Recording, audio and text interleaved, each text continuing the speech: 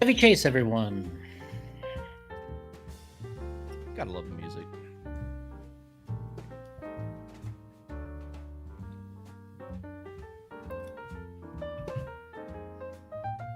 Please tip your bartenders. Turkey sandwich, Thanksgiving Day. A little bit of seltzer. Does it get any better or not? Uh, I doubt it. How could it? How can it get better? Any better than this music? Oh, What did you say, Chevy Chase? yeah. The truth is, I own these hotels.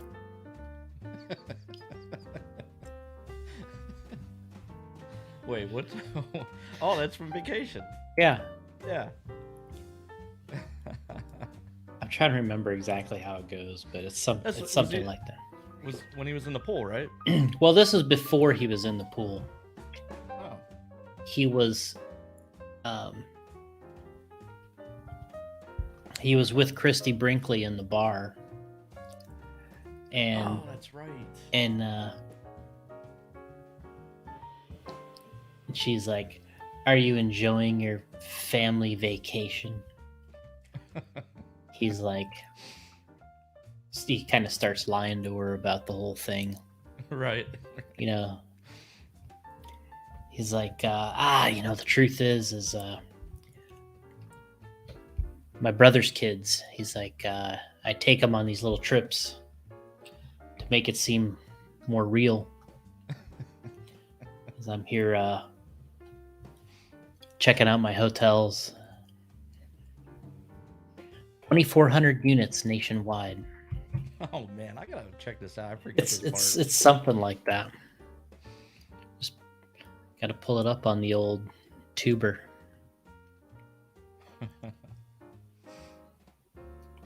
Yeah, I own these. Truth is, It's like in Caddyshack. He's like, when he was playing the piano for that chick, and she's like, "There's a check here for $75,000. It's yours. Keep it." There's a bunch of checks here. It's all yours. what was that song you was singing too? It was something like, I was born that's it. That's to it. love you. I was born to lick your face.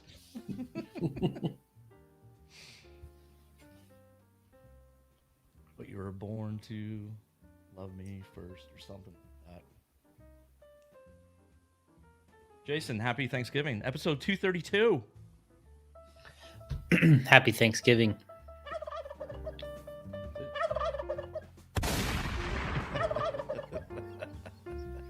Poor little guy. Go out there and shoot the turkey. Poor little guy. No longer with us.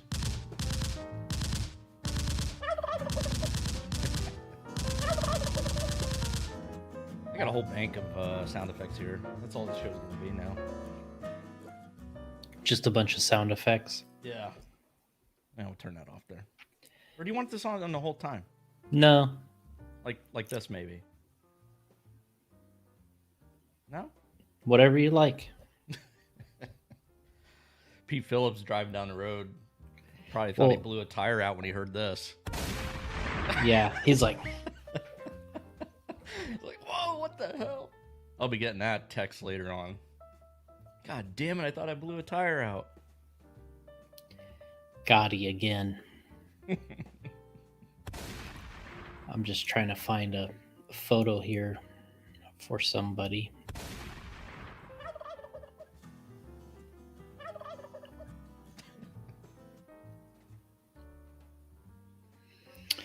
Hold on here. Let me find this logo.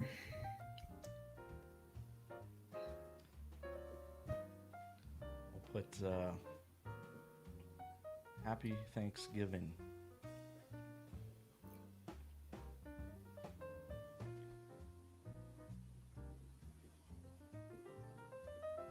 There you go. Happy Thanksgiving. Rip Nation. Don't forget, if you're listening to the audio version, you can watch us on YouTube, Facebook, and Twitter. Twitter, huh? Not that the RC industry uses Twitter. Yeah, it's definitely not on the RC industry. I wonder why though. I don't know. I honestly, I've never used Twitter. I have it connected to my Instagram and I just check it. But I've never gotten anything out of it.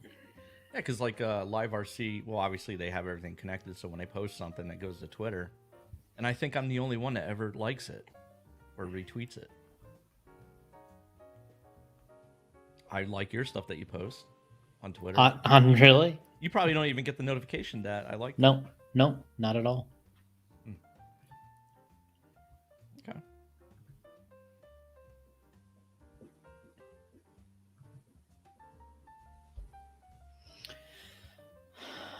So, what are you thankful for, Jason? Oh man. I'll turn that down a little bit. Don't put it right. Kind of like it. Just mellows me out. I would say that that's probably pretty accurate. Yeah.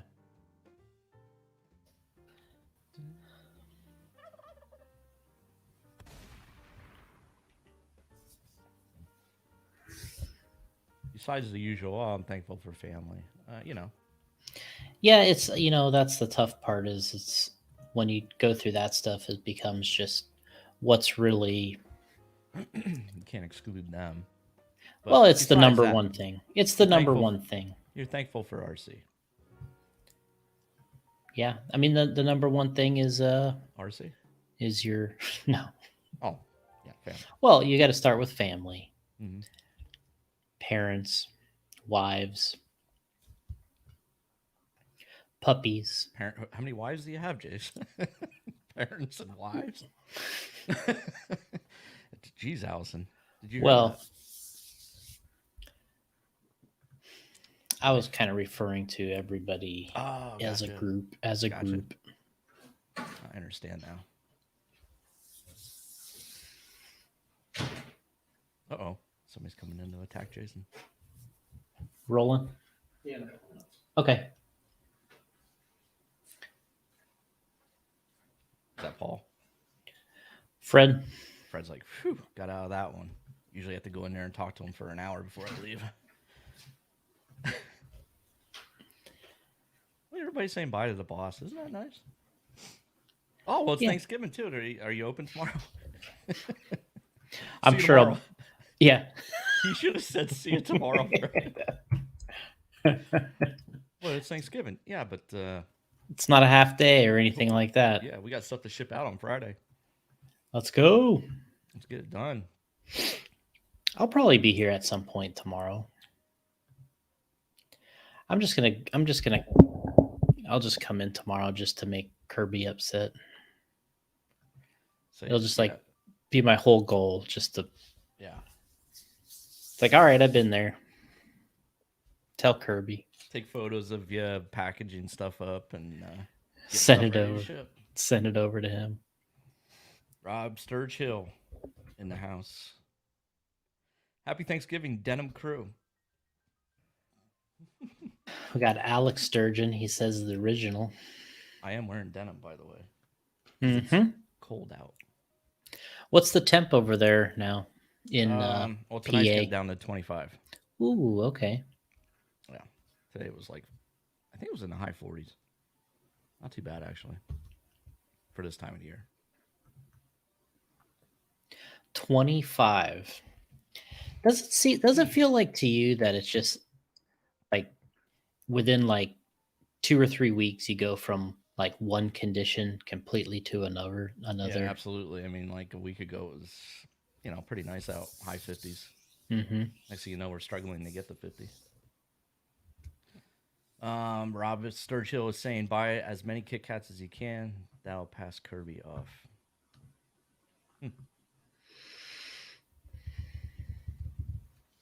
Hey, Rob. No, I'll turn that down. There we go. We'll turn that music off. Hey, Rob. Yeah. I see Rob, and this is what I do when I see Rob. Oh, jeez. That's mean. That's just messed up. Look at Tony Padishaw. Tony Happy- Padishaw. Happy Thanksgiving, y'all. Happy Thanksgiving, Tony. Tony's a longtime racer. Got out for a little while, but he couldn't stand it. He had to be back. Once it's in your blood, it's never coming out. Yeah, can't. I see those guys on Facebook sometimes are like, "Oh, I'm quitting RC and moving on to other things." I'm like, "Well, see you in a few years." Mm-hmm. What's today's date, by the way? It's 11/24/2021. It is the 24th. I changed my little calendar thing that I have on my desk. It's like a little cube thing. Look at that. What's that supposed to do? You're supposed to change it. It's kind of a pain, really, because you just change the date. I gotta find the 2. So you gotta rotate it, find the number you want, 2, right? Okay. But here's the thing: there's 2 on both cubes, but the one has the 4. The other one don't have the 4. So you got to find the 2, and then you got to find the 4 to make 24. Quite annoying, to be honest with you. But all right, today's the 24th. Got that there, November. There, that's it. But you know what I'm saying? Like, oh, I found 2, right? Mm-hmm. But it's the 24th, and the 4 is with the 2, so I can't do that. So I need to find a 2 on the other cube. Just when you think you found the 2, you didn't, because it's on the wrong one, because it's with the one with the 4 on it. I know it's exciting, but whatever. I can't afford those flip calendars like you guys have and stuff. Flip count. I don't think I've ever used a calendar. Maybe back in the 90s. I just look at my phone. I guess I could have done that too.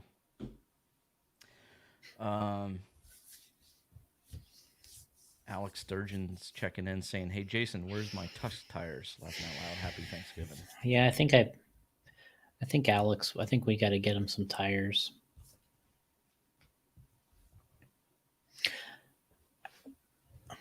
I have to check and see. They've been selling well. John, it's been a good tire. The Tusk has been a good tire. The Tusk has been a good tire. The Tusk. When in doubt, use the Tusk. There you go. Tusk it out. Tuscaloosa. Rob Sturchill. So, Jason, maybe explain the decision to go to San Diego in February instead of Nebraska. Weather. Total weather, man. Yeah. Well, even last year when we were there in Nebraska, Alex, who's on here, Alex Sturgeon, he said that they were really concerned about having the race there in February. It was making some people nervous. So when we got a chance to kind of redo the schedule, we tried to do it a little bit different and do it so the weather was a little more friendly during those times. So we moved the first race of the season. We moved that over to SDRC. Yeah, Alex says, well, because February in Nebraska effing sucks.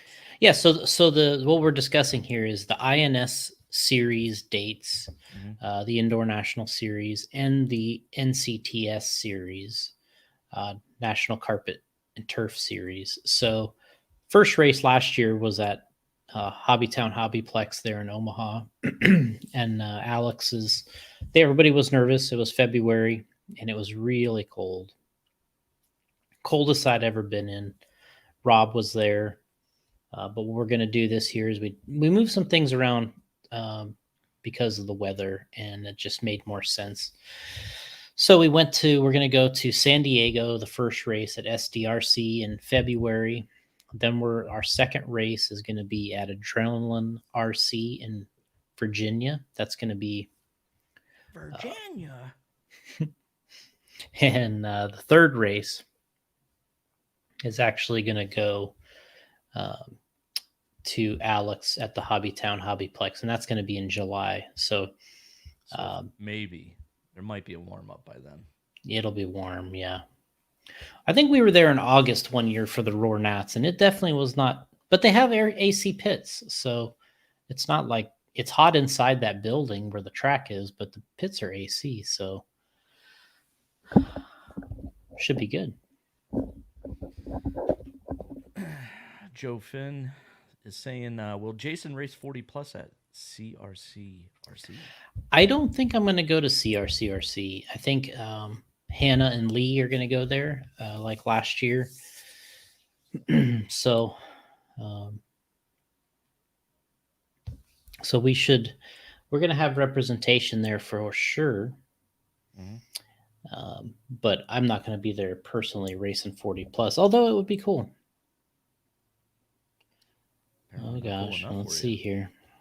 Rob is saying bring shorts, denim. That is. And Rob was at that race wearing shorts, right? When it was like negative 30. I forget he was cold. What a man. John Bolton is saying try February in Minnesota, Alex. It was negative 29 that day up here. Okay. There you go, Jason. Negative 29. Negative 29. That's unreal. I mean, when you go outside, negative 29. Oh, I'd imagine. I mean, it was 0 and maybe a little into the negatives when we were in, Omaha last year, and that was the coldest weather I'd ever been in. How do you mute? Oh, never mind. Let me figure this out here.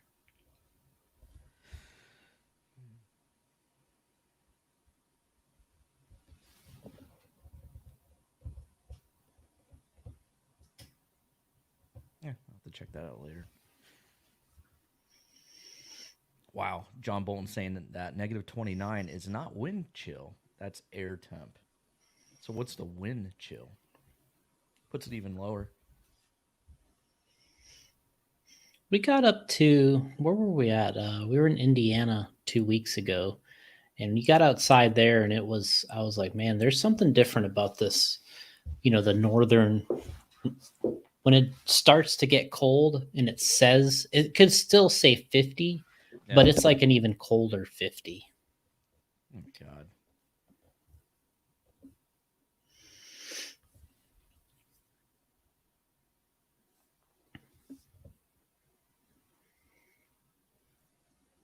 I'm trying to figure out, I don't know if did you hear that text message come through to me? Like it went bing. No. Oh, good. All right. I don't think I did. Because I have my phone, I get my text messages on the computer too. I'm just hoping that doesn't go through the whole podcast. John Bolton saying, yep, Jason, that's a wind chill.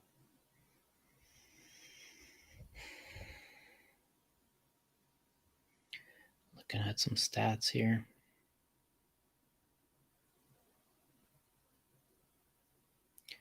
The wind chill factor.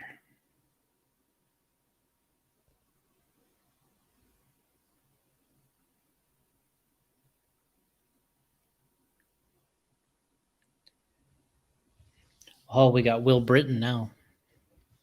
And the party started when Will shows up. What up, Has guys? Has anybody watched the new Tiger King?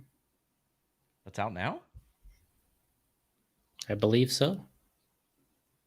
I believe there's a second. I didn't know that started. Second season. I've been watching Curb Your Enthusiasm, which you haven't watched yet, have you? Season 11. Of what? Curb. No. Then you still haven't checked out Columbo. Correct. Oh, one more thing. Oh, Pete Phillips is here.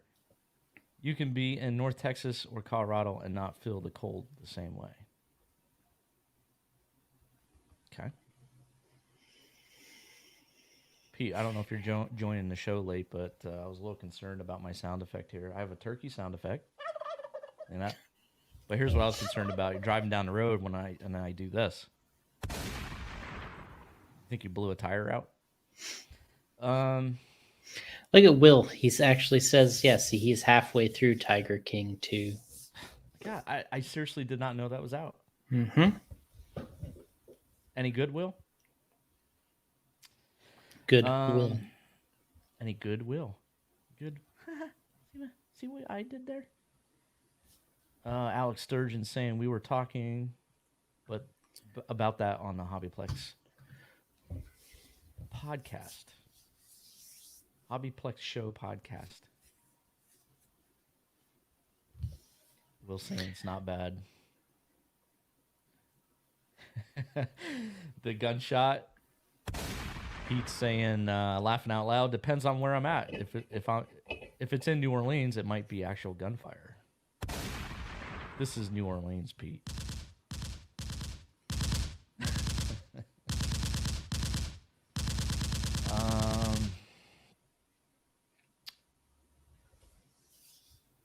So Tiger King 2. All right, I'll have to check that out. Maybe we do another pod on it after we watch it, Jason. Yeah, I mean, I think the issue is, I think the timing of that thing was so perfect, of that first series. Yeah. And it was good, and it was intriguing. And now I'm sure the shine of the whole thing kind of wears off a little bit, and then now you kind of get back into it, and it's probably not quite as fun, but I'm sure it's still good. We're watching the last season of Shameless right now. That's what we're trying to get through. There was a HBO show or Showtime? I can't remember. I mean, it's been on this is 9 or 10 seasons. When they started compared to when now they. Check this out. Shameless. Yeah, it was a good show. Award-winning actors, actresses. It's a comedy drama. Netflix. Okay. I won't be checking that out. Anyway. Alex is kind of right. It is a show full of bad decisions. It really is. Which one's that? Shameless? Yeah.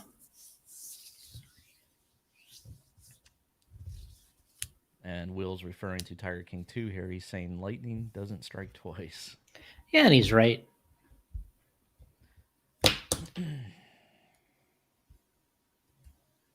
So Alex Sturgeon's checking out Hawkeye, Boba Fett, Cobra Kai.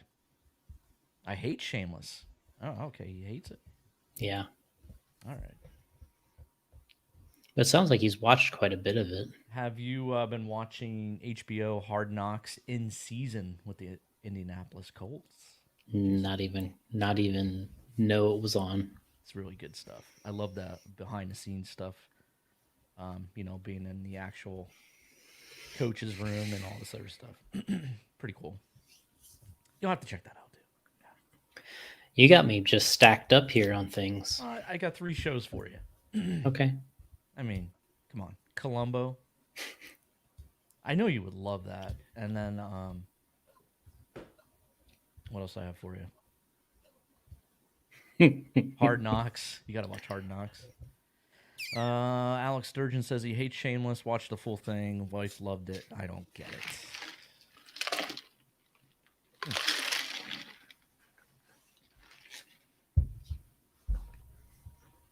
We're going to get some hate on the drinking with the ice.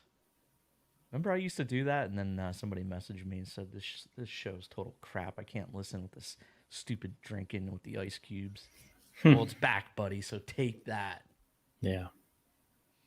All right, so Alex doesn't like your show. I'll take his word. Well, we're just finishing it off. I mean, we've seen the Jason's other ones. Listen, Jason's just doing what he has to do. The wife. Things like that. Things like that. Yeah. Well, Alex is saying that Will Britton files his nails during their podcast. So there, I guess the ice. I'd rather take the ice over the nail filing. Well, you got to use your time wisely, you know. Yeah.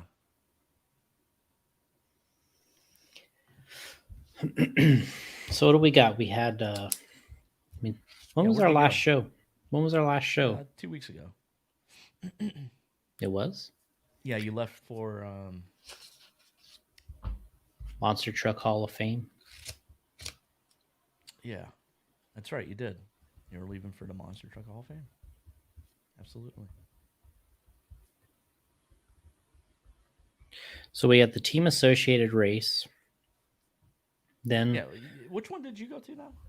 The AMS, or no, the J I w- Concepts I went to Florida. the team. I went to the team associated race Oh, you did go. several weeks back. Then it was the Monster Truck Hall of Fame. Mhm. Then we just got done with the Florida Carpet Champs over the weekend. That's the latest big race that we can discuss.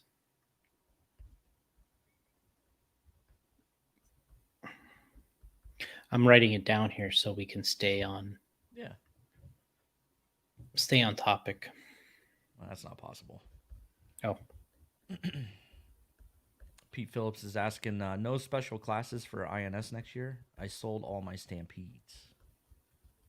What'd you go doing that for? what we did was we added independent 4-wheel drive buggy. So now we have independent 2-wheel and independent 4-wheel. That was our class edition. Okay.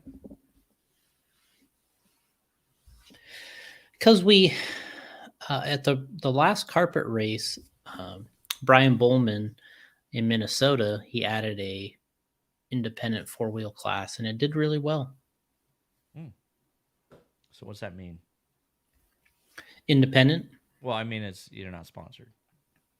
That's the idea. Yeah, no contracts with anybody. No contract. Or sponsorships. I didn't know that was possible today. Mini Truggy. Yeah, we can have Mini Truggy if you want, Alex. Is that so? That's a thing now too. That's been a thing for a couple of years. It's a Mini popular, Mini Truggy. All right. I think I'd rather do.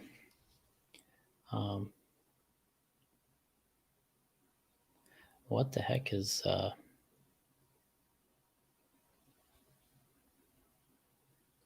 Hold on. Oh, Corey left Jordan. tire salute.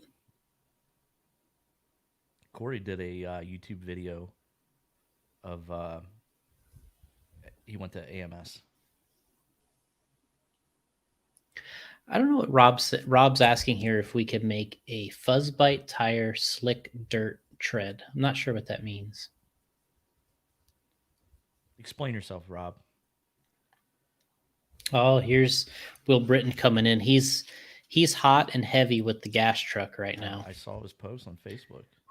He can't get enough of gas truck. If you held a race in Finland right now, Will Britton would fly over. He would get over there for a gas truck race, I'm pretty sure. Yeah. That's funny. Alex is mentioning here his son Emerson stole his Mini Truggy and he won't give it back.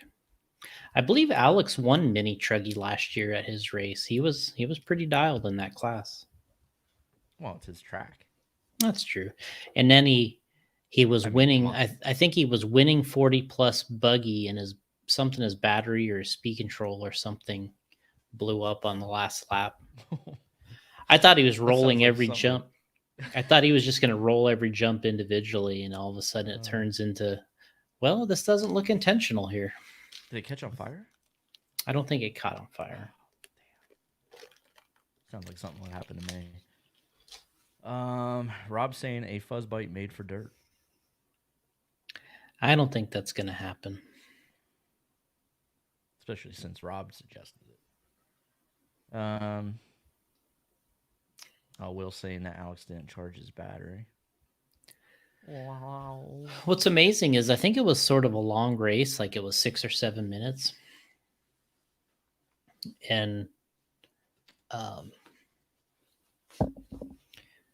I'm surprised he made it that long if he didn't charge it. He was gone too. He was going to win pretty easily. It was like the last couple. There was like 2 more turns, maybe. That was kind of a hard track with the rhythm section in the back. I think there was 6 or 8 jumps back there or something. There was a ton of them, and it was kind of uphill. Alex saying he did charge the battery. This sounds like this has been discussed a couple times. Maybe this was on their podcast. False peak.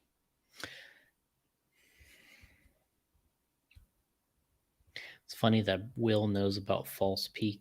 I would think that'd be before his time, but I guess not. Oh. That's during Gotti's time. Yeah. How about that photo I sent you yesterday? Where?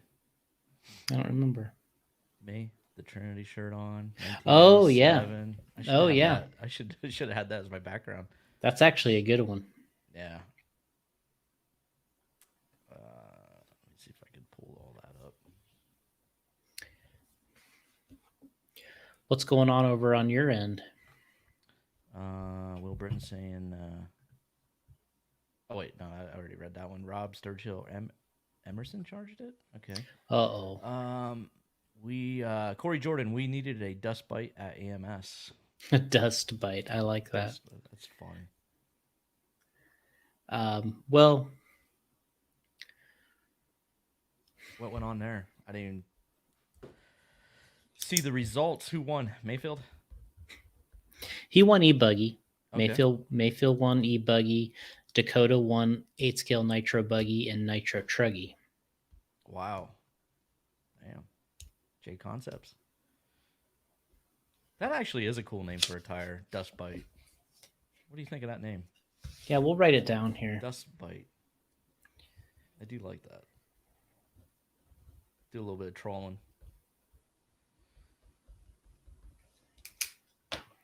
Joey Zare checking in. P. Phillips wants to know, will the independent 7.5 and 13.5 classes be hand out motors? No, it's bring your own motor. Yeah, AMS was a different format they ran this year. I wasn't actually there because I did the Monster Truck Hall of Fame, but Paul, Hannah, Lee, they drove up there in the van, and then we had, all of our drivers, pretty much all of our drivers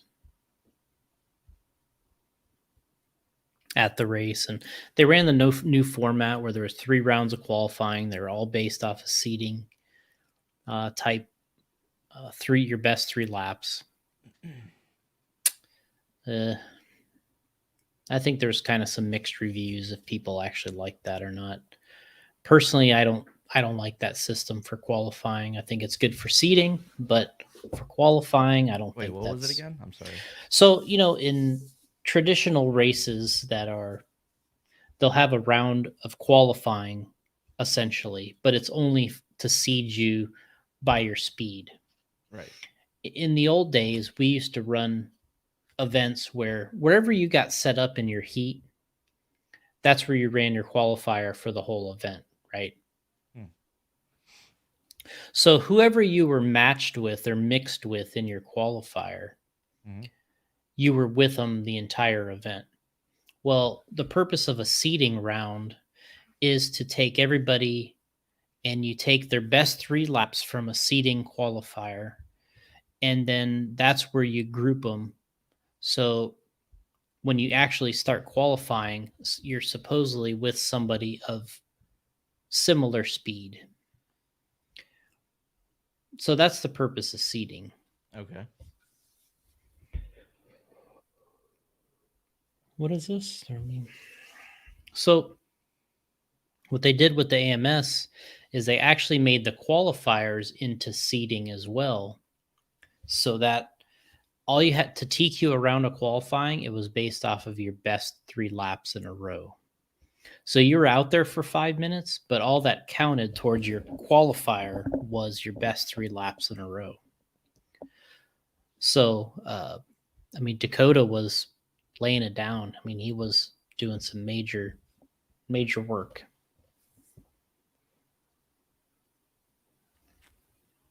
That was his style. But then he got to the mains and he won 2 of the mains. One of the mains was, well, 2 of them were 45 minutes. The Truggy main was 45 minutes. The Buggy main was 45 minutes. And then they had triple 10-minute mains for e-Buggy. I think they were 10 minutes. So long racing. A lot of track time. Yeah. A lot of track time. A long racing.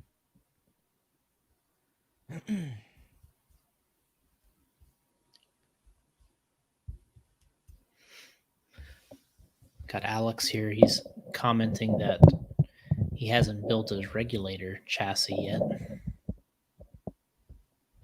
Oh, you got to get to it. He's saying there will be a Hobbyplex show YouTube video when I get to it. Yeah, that'll be good. I mean, it's a cool truck. Joe's asking, Joe Zer's asking, do you think that's too much track time? Maybe for a race like that. I traditionally like 45-minute A mains for Nitro, but I think the race ran pretty late, and I don't know. I'm not sure what the right thing to do is. I like traditional 5 or 6 minute qualifying.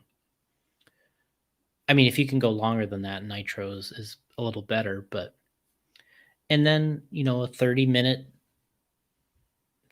main usually works pretty well for a race like that.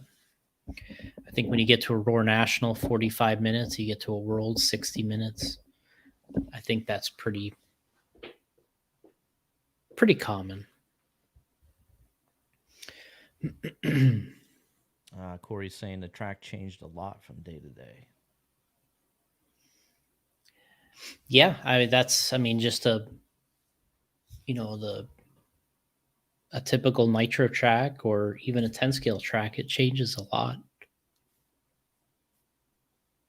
Like, you know, you get there, it's kind of wet, it gets a groove like a 10 scale track, and then pretty soon it starts breaking up, and that's where all the dust that Corey was talking about.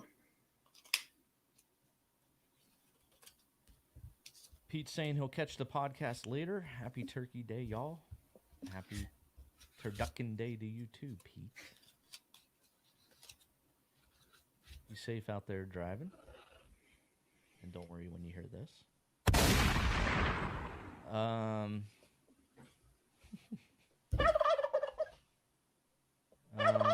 Joe Zer saying, were people generally upset at the Florida chance because they ran some lower mains on Saturday night? I think so. I wouldn't be surprised that there were some people that were upset about it. Now, nobody actually told me they were upset about it, but I could see that happening. So why what would they be did, upset? well, what it is, I think they ran all the mains up till the C main on Saturday. So let's all the way see. up to the C main. Wow. Mm-hmm. So I think what Joe's referencing is, you know, if you were in the C main or below, your race was over on Saturday. You didn't even have to come back on Sunday. Which some people do like, from what I'm told, because they can get out early and get home. Yeah. I wouldn't be surprised. But what I think happens is it's a little bit of a letdown because you really only had a 1-day race. Or no, wait, I'm sorry. Friday there was 1 round of qualifying at night, so you had a 2-day race. Okay. Because you got 1 round of qualifying on, you know, Friday night. You had 2 on Saturday, and then your main, and then you were out. So there's people that hung around on Sunday just to watch, and Yeah, I mean that's what I would probably do, but I'm not understanding what would they be upset? Like, what's the difference? You're still in the main that you're in. What's the difference if it runs Saturday or Sunday? I don't not quite I think understanding people that. just feel like they get blown out of there early. Like, they run their main and they get them out of there, and they're they're just kind of irrelevant if they're not in the B or the A main. So they I, kind of like feel disrespected. yep, that's what Okay, I think. gotcha.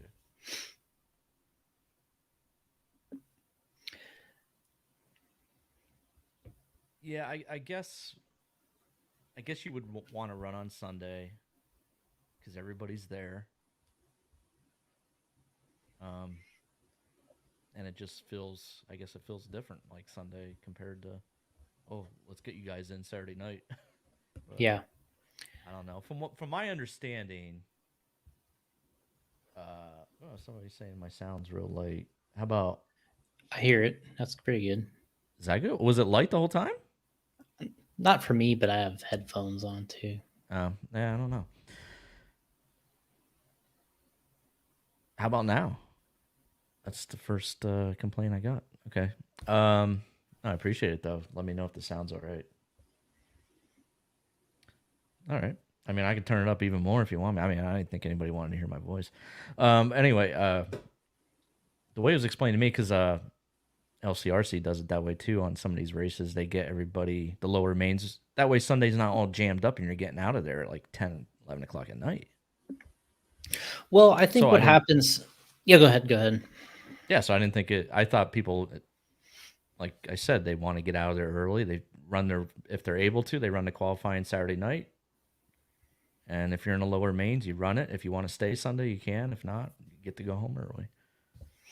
Yeah, I think probably it could be argued that you get done so late on Saturday that you still have to stay the night unless you want to drive late or you're local. And then you get up on Sunday and you're done and you just go straight home. It is a weird Right. system. I honestly, if there was any complaints about the race in general, and as Alex is pointing out here, people will complain if the sky is blue, and he's right. But I think if there was any complaints, it would be about the scheduling.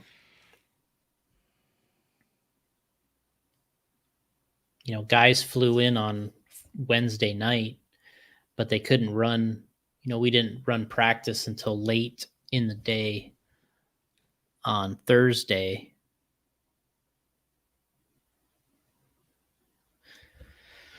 So I think that's what it was. Yeah. No, there was just practice on Thursday night. Then Friday was practice, then seeding, then one qualifier, then Saturday. Practice. Yep. Yeah, so that was the schedule. So the schedule was Thursday was set up. Right. Then at the track opened at 2 p.m. You were setting up. 5 o'clock, 5 p.m. the track opened for practice. Open practice. Practice. And then 5 to 9 or 5 to 10 p.m. was open practice. We talking about practice. So, and then, so that was Thursday. Right. Friday was opened at, I want to say it was like 7:30 or 8 a.m. Mm-hmm. And there was open practice. We talking about practice. That was until, I think it was it 2 o'clock or noon? I'm sorry, till noon. Then, so 12 p.m. Jumping the gun. So from 8 to 12 p.m. Mhm. was open. Then they went to a seating round. So let's just say that was 12:30. And then after the seating round was over, we talked about seating earlier. After that was over, then they went to one round of qualifying, and it got done a little late. We were probably done there 9:30 or 10 o'clock or something like that. That's not bad though. Yeah. So on Friday, there's a lot of action. And I think the way it's set up is it's so that if people want to come in on Friday, they can get a little bit of practice. They can do the We talking seeding about practice. and a qualifier all on Friday. And then Saturday, you get in there, you run 2 rounds. Then they had the Super Pole, which Super Bowl. we'll have to talk about that. All right. Yeah. So 2 rounds of qualifying, Super Pole, and then lower mains. Yeah.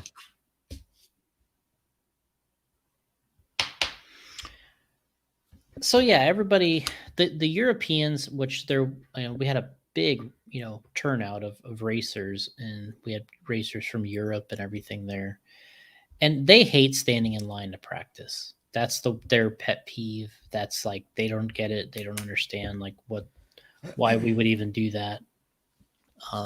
So that was a complaint there. The complaint a little bit about the schedule, people being done on Saturday night. That was probably another thing people didn't like. So,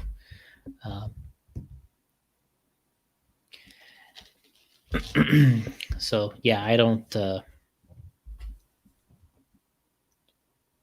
I think there could be some tweaks to the schedule, but it is a good race. The track layout, as Alex said earlier up in the chat, was awesome. It was really cool. All new everything, all new carpet, a lot of new jumps. I mean, the place looked spectacular inside. The track looked cool. So I think in general, it was great. Alex Sturgeon saying, oof, we're doing Super Poles now. So yeah, get to the Super Poles. Tell me all about this. Yeah, this is a thing that they have started doing more recently because everybody wants to up the level of excitement, even though there's very little spectators. But anyway, what this is we'll go back to AM. Well, we'll go back to traditionally, I think, how it's been done is you have qualifying, whatever it is, say it's a worlds, you have 5 or 6 rounds, a nationals, you have 4, Right. a race like this, you have 3 rounds of qualifying. What they do is at some of the worlds for 8 scale on road, they'll have or is it 8 scale on road? Anyway, what they'll do is say the top 5 qualifiers.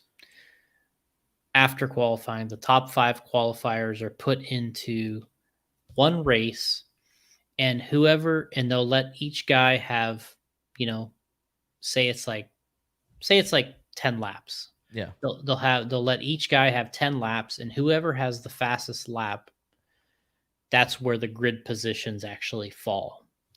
So, so say, me, you, Alex, Will, and and John, we all qualify 1 through 5.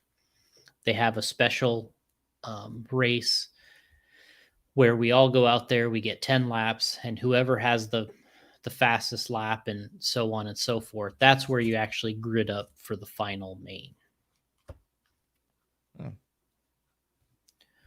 And at this race, at the Florida Carpet Champs, they did the Super Pole and top 5. What they did here is they actually eliminated the TQ. So that's a whole nother explanation. But this is crazy. So I think they got Dakota TQ'd 2-wheel. Wait, he TQ'd?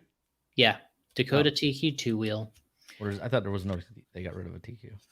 Well, no. Once you went to the Super Pole.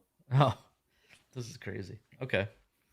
So he TQ'd. So let's just talk about 2-wheel. Right. So Dakota Fen, after 3 rounds of qualifying, was the TQ. They went to the Super Pole, and what they do is they didn't want to put TQ into the Super Pole because they don't want him to lose his position.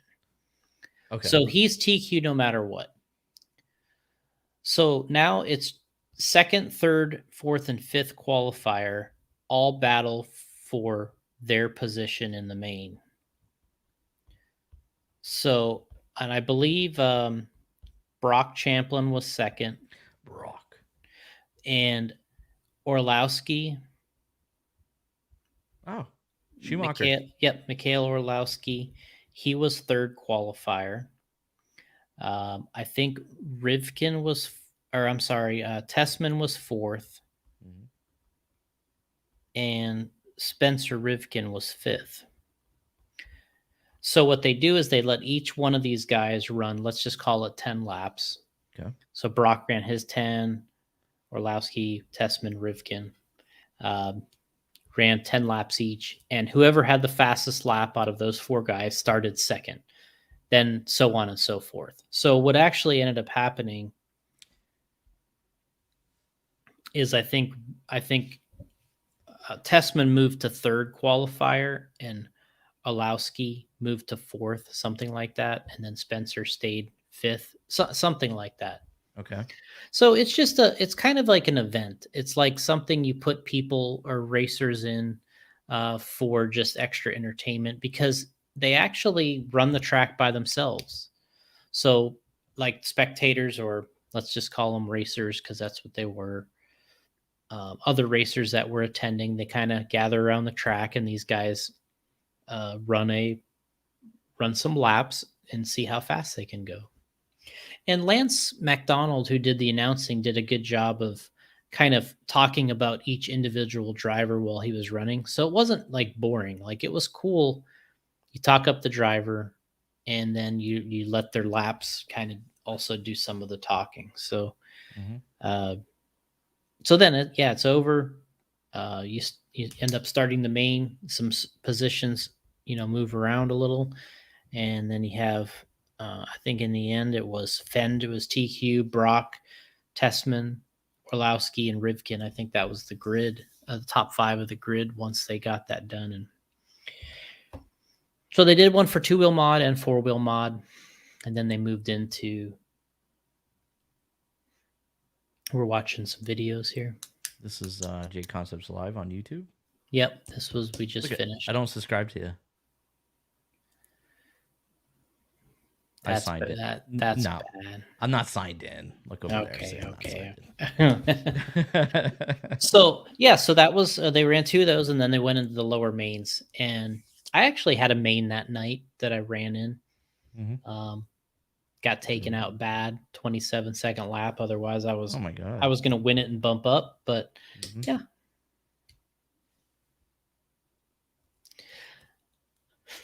So Alex has some comments here.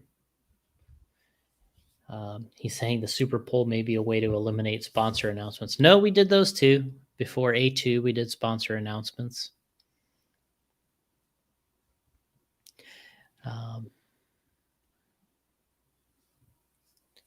So this is Hannah's work here. You got on the screen. You're showing our latest Pro Nitro Buggy A main video, I believe. Mm-hmm. This is from AMS. So we got a lot of content here from AMS. We got 3 videos. We talked about earlier, there was a 45-minute main and Nitro Buggy. There was a 45-minute main and Truggy, and triple mains and e-buggy. So we got them all on YouTube, plus a vlog that Hannah and Tyler Hooks worked on. So we got really 4 new videos on YouTube with some content. So trying to have some good stuff when we finish these events.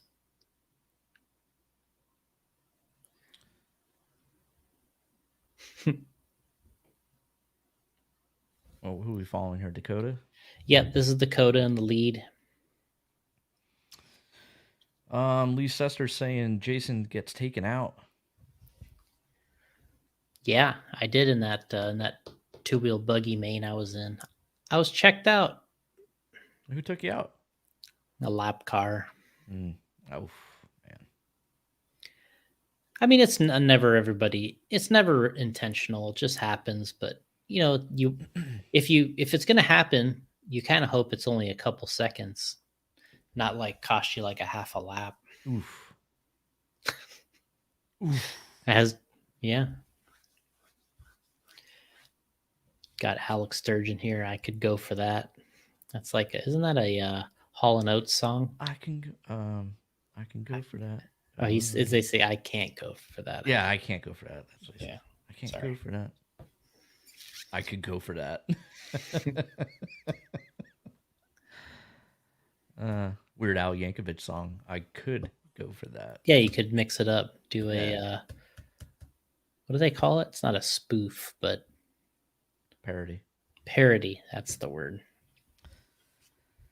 So the Super Bowl sounds like it sucks. Then that's what you're saying. Well, I It'll don't bring, think that. I don't think that's what everybody thinks. That's what I think. Like, if you're gonna have a special, like, gimmicky poll thing, I think what you do is you just do one for money.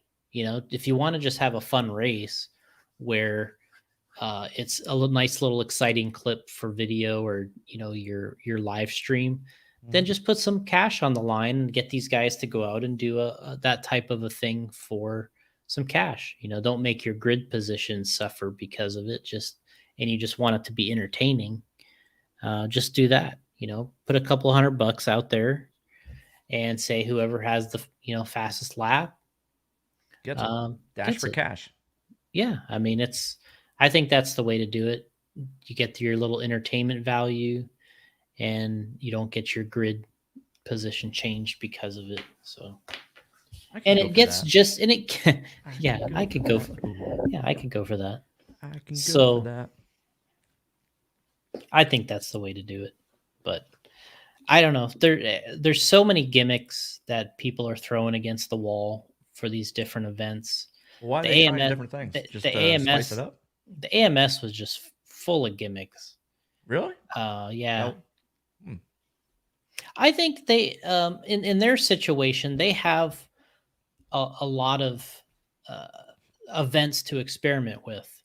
So, Dave Lycum and the crew there, they have 5 events throughout the year that they can experiment with. They don't have to make all of them identical. And I think that's what they want to do, is they're like, hey, we can experiment with a few of these. And if it's kind of like, throwing these different ideas against the wall, and if something sticks, they can use it more going forward. But if it didn't work, then they can kind of say, oh, well, we tried. And I think there's some things that people liked about AMS, and then there's some things they'll probably ultimately change for the next year. But it is nice that they can try some things. I was gonna say, it doesn't hurt to try something. No, it doesn't. And there was a lot of different things there. I mean, they had a ton of different, like, gimmick races at the Masters of Dirt this year, and people like it. They had a bunch of stuff there. They had a Super Bowl. They had like I think they called it a Hoonigan race, where they just they put a bunch of stuff in the track, made you go backwards. Cavallari won like $1,000 because he did it. Yeah. And they put like obstacles on the track? I think they do. Yeah, they put like cones out there, and then you got to, avoid all these different things, and you're going backwards on the track. So, I think that went pretty well for him there.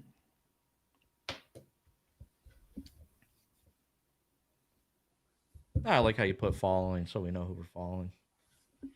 Yeah, this is Hannah kind of taking some input from, comments. People go in there and comment what their ideal video is, and they'll go in there and say, I wish you would put who you're following, or I would, because I used to just come back from races and I'd have Rich put up a 45-minute main, and it was just kind of, as you hear the race announcer, and it's just like we would just throw it up kind of raw footage basically. Yeah. And with this, it gives people really an idea of what's kind of going on. And so she added some elements here with showing who is on the grid. Yeah, I like it.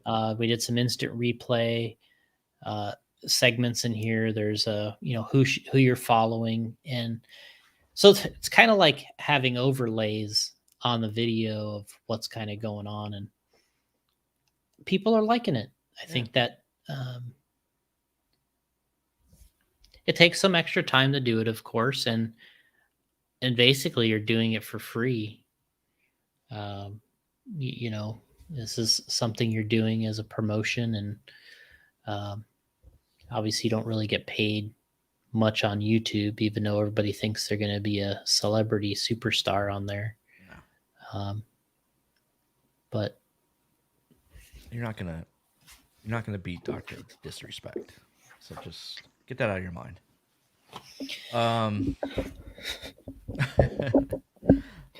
the Bay Area.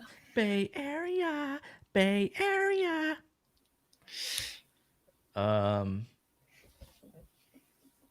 So yeah, we did. What camcorder are you using? That 1980s one that you bought from? No. Oh, okay. So here we got following Dakota Fen and one. So it kind of Right. gives you an idea of what's happening. It kind of gives you an idea on who you're following. That's a good point. A very solid point. Kind of an idea of who you're following. All right, Alex sent a YouTube link. I don't know what that's about. I'll have to check it out. But yeah, I think I'll just keep this video running on here. Hey, watch it. Alex is saying, hey, watch it now. I have 3,200 subscribers. Okay. That's awesome, man. I think I got 145 on YouTube. You are famous, Alex. What are you talking about? I am one of those subscribers. So it's tough. I mean, the whole YouTube thing. I mean, if you're gonna do it right, don't do it on RC. Well, that's probably part of it. You gotta do it on video gaming. You gotta stream video games. You gotta have and that might even be overrun. You know, you might need to get into something, and you have to be good at it. You know, there's a bunch of squirrely dudes out there that maybe that's their thing. They're good in YouTube videos, even though they might be full of shit in real life. They might be good on on camera, and they're good on videos, and people respond to that. Mike Fuller is saying Hannah is awesome. Watch it now. Lee's in this chat. So here comes Dakota goes into the pit. We got the update. Barry and Thomas send them back out. I do like that. Good job, Hannah. I could go for that. Pit lane. Double, double, double.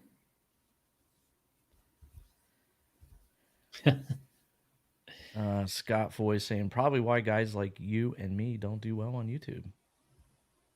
That's probably it. What I try to do is what I like, and it just is what it is. It's like if people just aren't entertained, they aren't entertained. But oh, there you go. Alex posted last year's Hoonigan race at Masters of Dirt. So yeah, well, on that link though, like when I click into that, I can't click on the link. It just you're gonna have to do a copy and paste. Yeah, let me see if I can do it right here. No, I can't.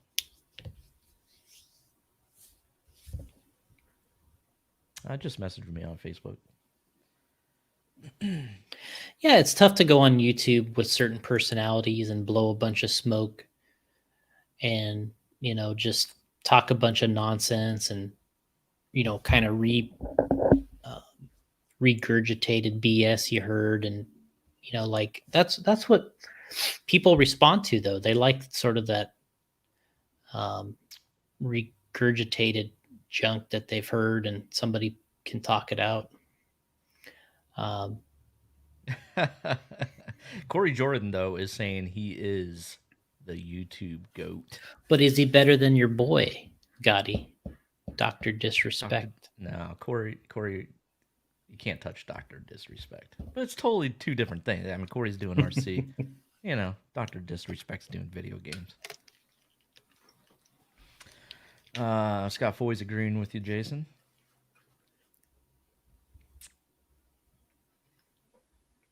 Is there a lot of RC YouTubers out there, Jason? I don't think there's that many in general.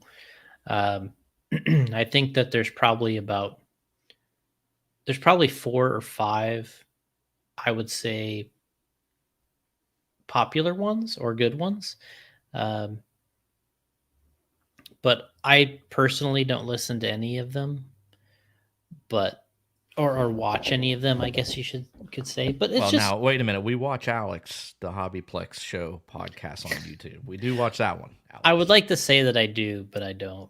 Oh God, I actually maybe- do check it out. Oh, there you I'm go. being straight up. I'm one of your 3,200 subscribers. Sometimes I put it on in the background. You know what I mean? Just have it up there, and Alex is trashing you. Yeah, I mean, I guess I need to listen or watch at some point, but I just by the time I'm done with my day, I'm just You're kind just done with your day. I'm just done with my day. I'm just don't want to listen to a YouTube or a podcast about RC. Unless it's ours, of course. Yeah. Mike Fuller saying he came in late, but they need to do top 5 average instead of 3 consecutive for qualifying next year, and it would be more interesting. Mm-hmm.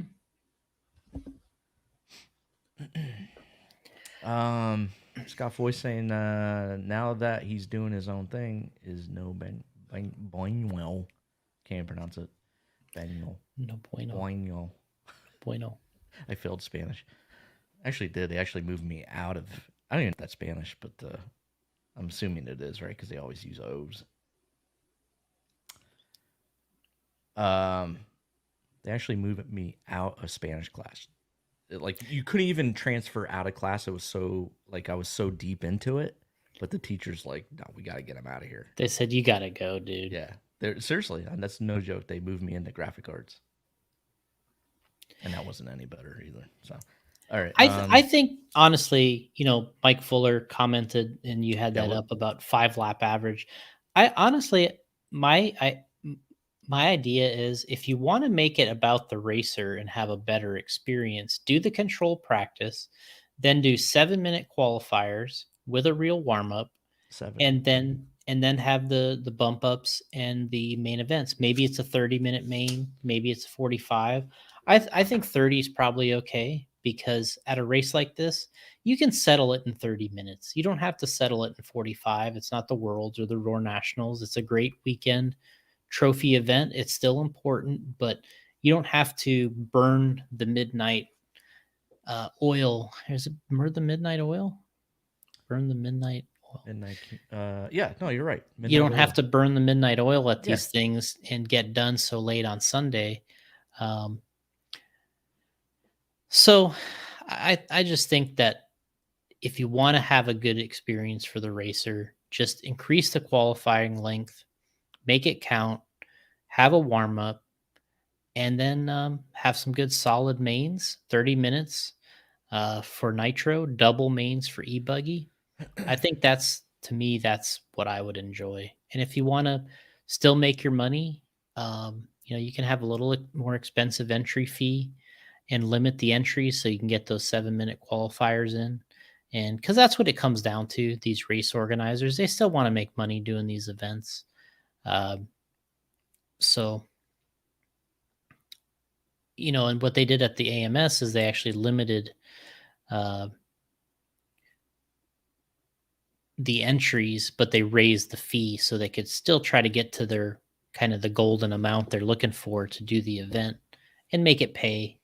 But I still think that there's probably a better way. From what I heard, the entries being lower at this one makes it feel like there's nobody there. That's what all our guys kind of said, is they were like, limiting the entries and doing the different format. They said it made it feel like nobody was there. And to me, what's special about doing these races, in my opinion, has always been when there's a ton of people everywhere. When you're there and there's 600-700 entries and there's people all over the place. And to me, that's the experience of doing one of these events, is having the larger turnout, more people there. So it's a fine line. They're trying to do ultimately, if you're if you are doing these events for money, which they are, Mhm. they try to put as many racers in there as they can and do it in the shortest amount of time, because that's why the racers come in, because they don't have to take a lot of time off work. Uh, as we talked about scheduling earlier with the Florida Carpet Champs, that's usually what it comes down to. Yeah.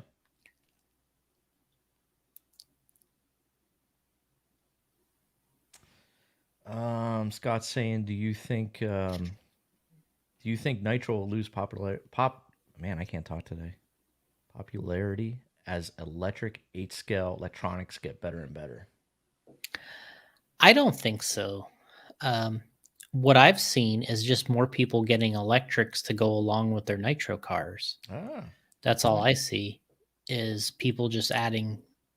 What it could hurt is the truggy class, which everything seems to hurt the truggy class, because poor Truggy.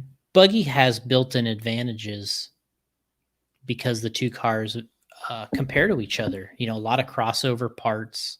The tires are the same. So basically, like, having a nitro buggy and an e-buggy, it's probably only, slightly more expensive to ultimately race in two classes. But if you add truggy, Mhm. it kind of doubles, or somewhere near there, Yeah.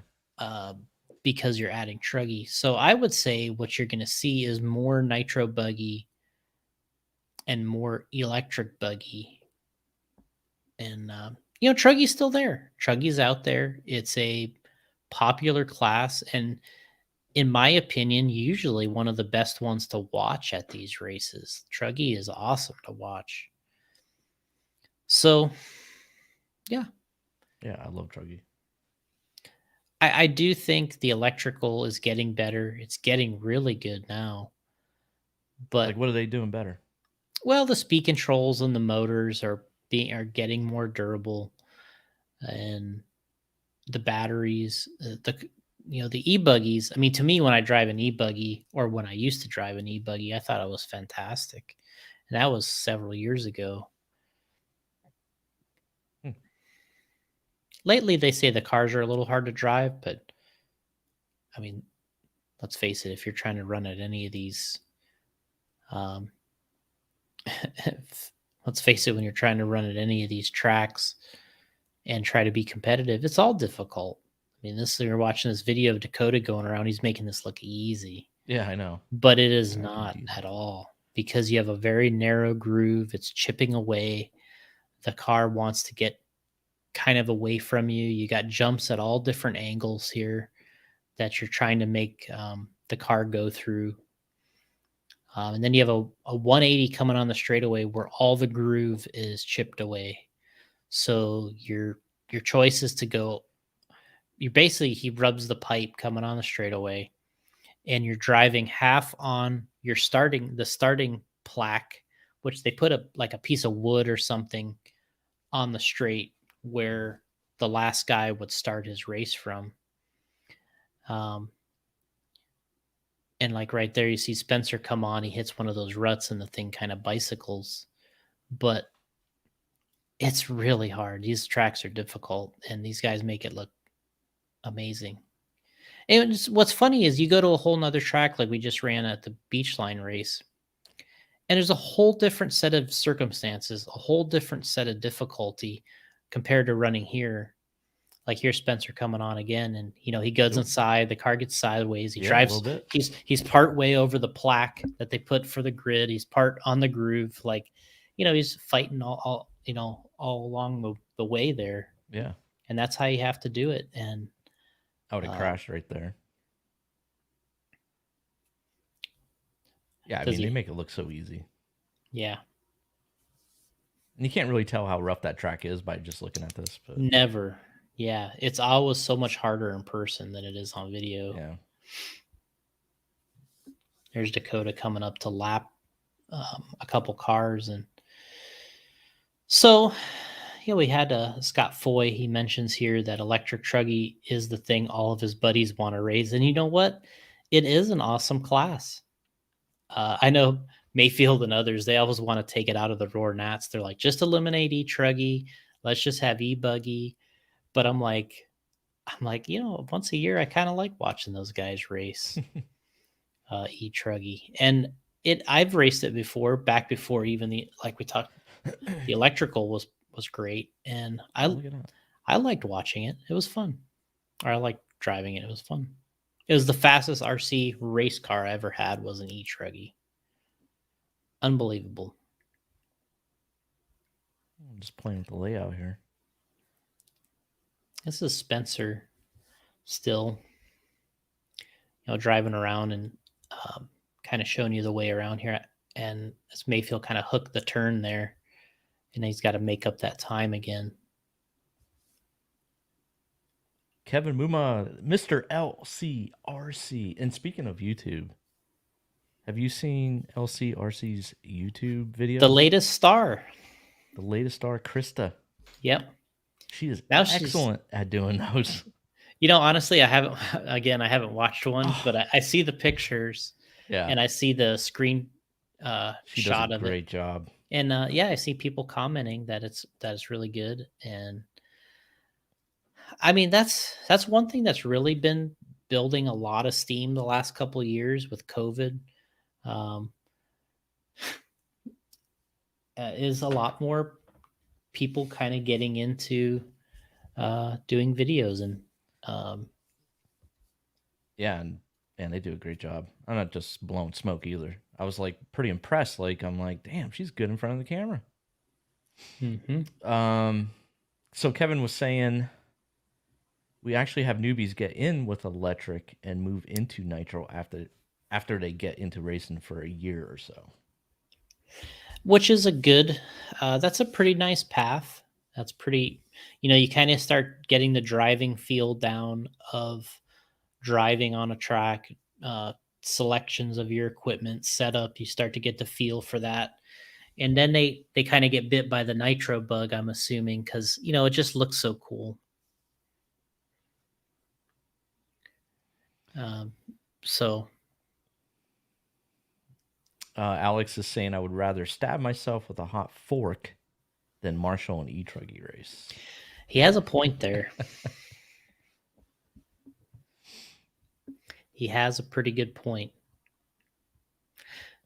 I would also add mini Truggy to that. Okay. Mike Fuller, big question. Wow, look at this. I didn't even know if that was going to fit on the screen. But anyway, compounding on what Jason said about time off work and making these races shorter, I think having the pro program run on Saturday, then sportsman on Friday and intermediate on Sunday. That way you would only need to stay 1 or 2 days, depending on if you wanted to stay or come a day earlier if you wanted to watch the pro program. I have seen a few events that they've ran like that before, and I think, like he mentioned, it does seem to work pretty well. And it kind of gives you maybe even a shorter time when you're there because there's not as many people there at one time. That could be something they could try. That might be a possibility. The only thing, a lot of people asked us to do the Clash like that when we had the Clash event. Mm-hmm. They asked us to kind of split the days up. In this case, at our Clash, it was mostly about splitting up 10 scale and 8 scale days, which I was resistant to do that because what I wanted people to the whole idea of the Clash event was to get the 8 scaled guys to watch 10 scale and vice versa. So it kind of, in my opinion, it defeated the purpose of showing the two sides of RC to the guys when in that format. But yeah, there's definitely something to that, and trying that schedule, I think, could be something that they could do here at AMS. It could be the experimental event. We're watching here on the screen. We got Spencer, which I believe is in second here, and Mayfield in third. Spencer goes wide off the pipe, and Mayfield goes by, but Looks like Spencer dropped way back there. Had a lot of marshaling issues in this race, I've noticed. Really? Yeah, Tebow had one where he got stuck under the pipe and he was there forever. It looked like Spencer just went off on that jump section, and now, I mean, there he is just now coming on the straightaway. I mean, he lost a ton of time. Here comes Dakota to lap them all again. Jeez. Yeah, he's flying.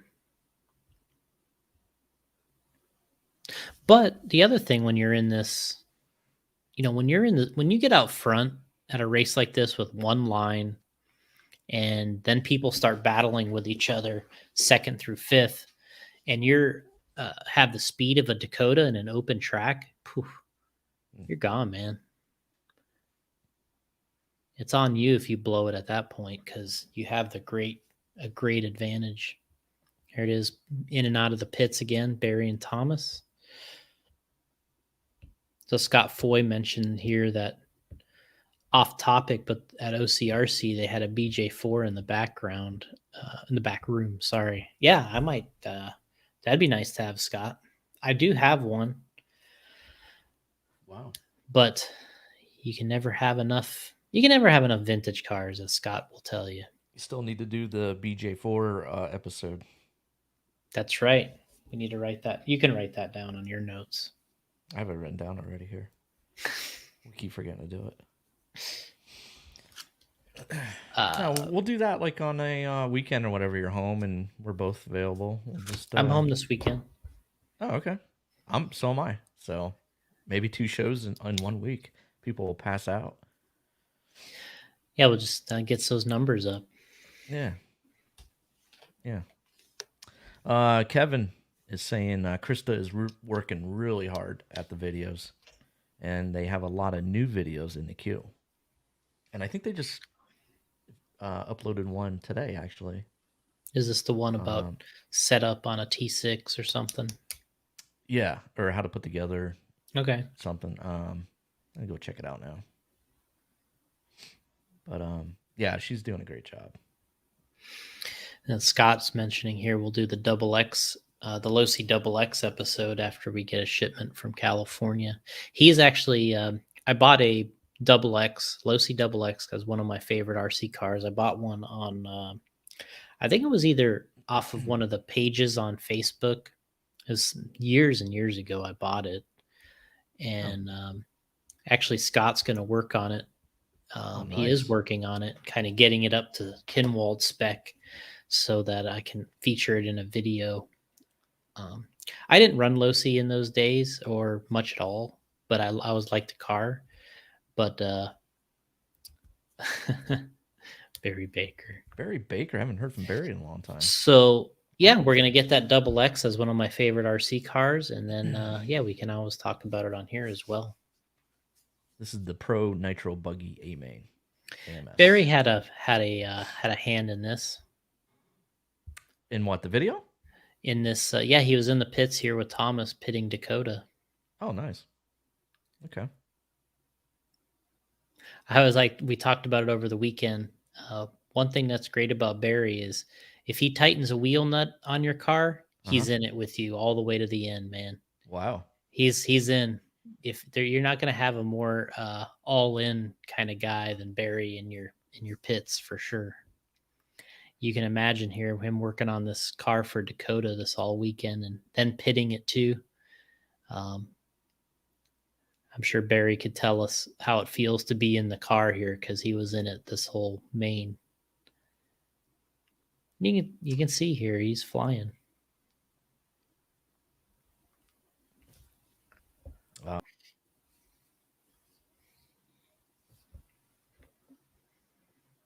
So Alex is saying that you have a XX, Alex? Is that what you said you got? In pretty good condition. Mine was in pretty good, but Scott's really getting it in amazing condition. Up to the Kinwald specs. It disappeared there for a second. Yeah, we didn't mind. Of course not. Yeah, Alex has a XX. He said that's in pretty good condition. Great car. That took us out of the RC10 era, moved us into the molded composite era, kind of took us out of the aluminum chassis, aluminum era, and into the injection molded. Barry, happy Thanksgiving. Happy Thanksgiving.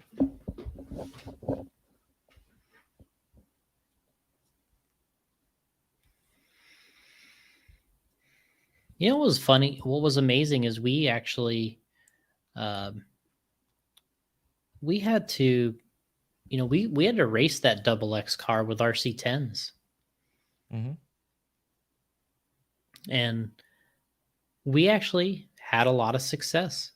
Still using a world's car RC10, racing a double X, and when you look at the two vehicles, I mean, there's still front A arms, steering belt crank, servo, battery, transmission, and motor, but their cars really couldn't be much different. And we actually fared pretty well, including Kinwald winning that Worlds with the RC10 over Yeah, Joel Johnson. So Oh, that's a tough one for Gotti That- to swallow. that But was a tough one. Joel was so close. yeah, Getting low see their first Worlds. yep. But who ended up getting low see their first Worlds? Kinwald. Yep. I was there on the stand next to Kinwald when he crossed the line. And Ernie was jacked. He's like, Yeah, that's exactly what it looked like. Him, Pops, and Alex. Alex has given us some setup information on the double X. Alex says, I always thought the double X still turned like a dump truck. It's always pushing. Well, if you What knew I how to did- set it up, it wasn't pushing. Right? And Bob Novak. Yeah, Scott, he's got the photo. Bob Novak, Bob Ernie, Novak, and that's right. those the three of them screaming. Ernie, Pops, and Bob Novak. A triple win for those guys. Yeah, John Bolton, he's commenting here that he beat a lot of double X Losies with his Worlds. Yeah, we did. We did a lot of. We still beat up on the double X, but it got harder.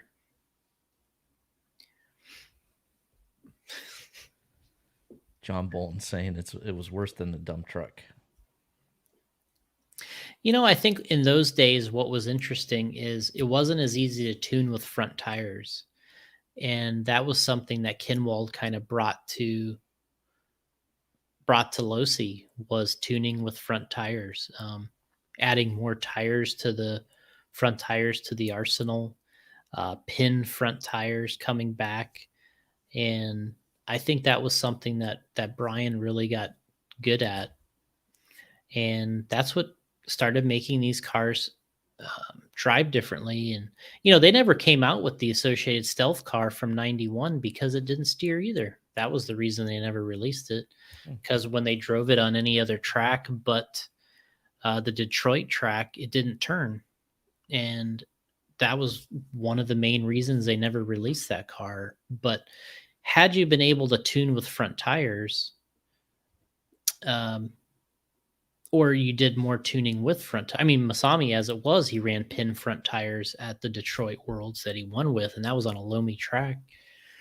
But yeah, tuning more with tires, you probably could have got those cars to be production level cars.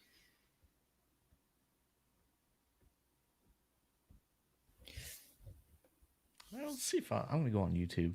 You can continue.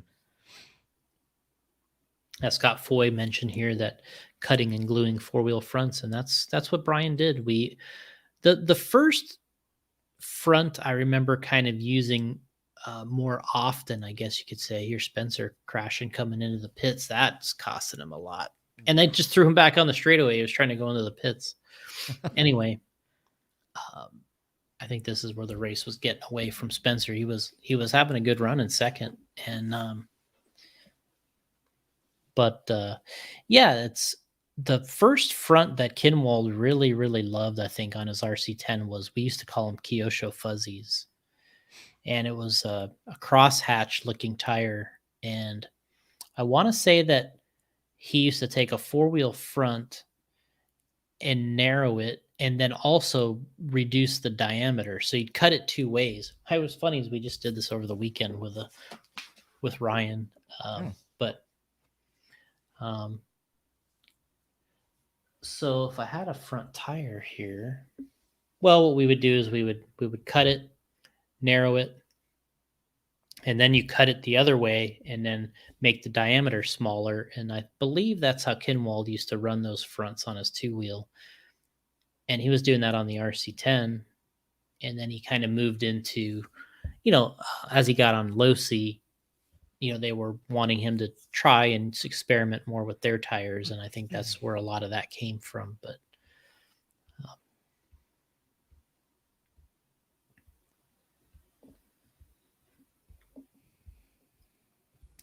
we're still watching Dakota in the background here. He's kind of laying it down still here at AMS. John Bolton, he's commenting that it shows how good the RC10 Worlds was, which, he's right. It just, I think fundamentally there was some things that were just right about that RC10. And then also some very good drivers behind it in those days. But fundamentally, the car was built and designed correctly, as far as I'm concerned, and it had an amazing run. You could probably redo that car today with aluminum chassis and nose piece and some of these different things. Make it mid-motor and have the suspension adjustability that we have now, and A-arm links, and you could make that general layout and general construction probably successful today.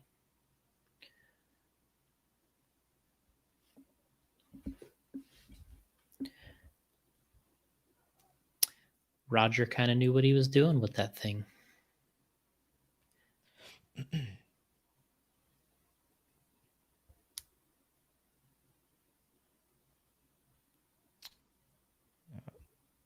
Oh, I'm sorry. I'm on YouTube browsing. Okay. We got Corey. He's got a mention here. Gotti and Jay, how do y'all deal with nerve? And I'm not sure if he's talking about on the track, or he might have to elaborate on that. That's kind of what I'm thinking, is he's maybe, or nerves about either on the track or behind. I don't know about behind the microphone. Yeah, which one do you mean, Corey? Because I don't really get nervous. I don't get nervous. Because Gotti's nervous behind the microphone, right? No, I'm not. Oh, okay. I don't think I think when we first started, it was a little nerve-wracking, but because you tried to keep the conversation flowing, and I don't know, always worried about that. What's Alex saying here? Driving a World's car a few years ago made me rethink my teenage life choices. I wonder if he means that he liked the way it worked, or he doesn't like the way it worked.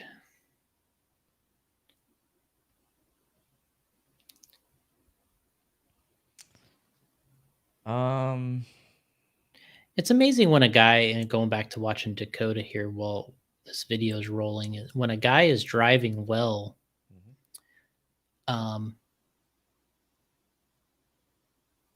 how he makes certain things, there's just things that the car and the driver's working together with that it's hard to explain when it's your day and your vehicle, and the driving is, you match the track, and it just looks like one of them. Even when he crashes and makes a mistake, like he just, like, it doesn't flip over. Like a second ago, he went wide and kind of like caught the car and drove straight into the pipe. It just bounced back right back into the line, and he just took right off. like it was hardly any issue. That's the luck they have. Well, John Bolton kind of laying it down here on Alex, saying that he beat his double X a few times with the Worlds. Ooh. Got to see if Alex remembers this too. Well, Alex is saying he liked the World's car. When we got into trouble with the RC10 Worlds car is when the track got bumpy. If the track was rough and was loamy and rough, that's where we got into trouble with the Worlds car. We really could hold our own against and maybe even better than the double X at many things. But that bumpy condition, loamy track, it was something that the double X to me was, with the Hydro Drive and all that, was just definitely made for. And that was a tough one.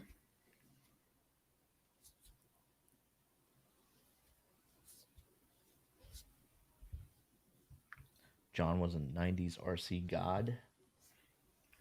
Yeah, Alex is stating here that when John raced in the 90s, he was a god. But as Bill Murray says, maybe not a god, not the god, right? That's what he said in Ghostbusters or something? I think so. I think you're right.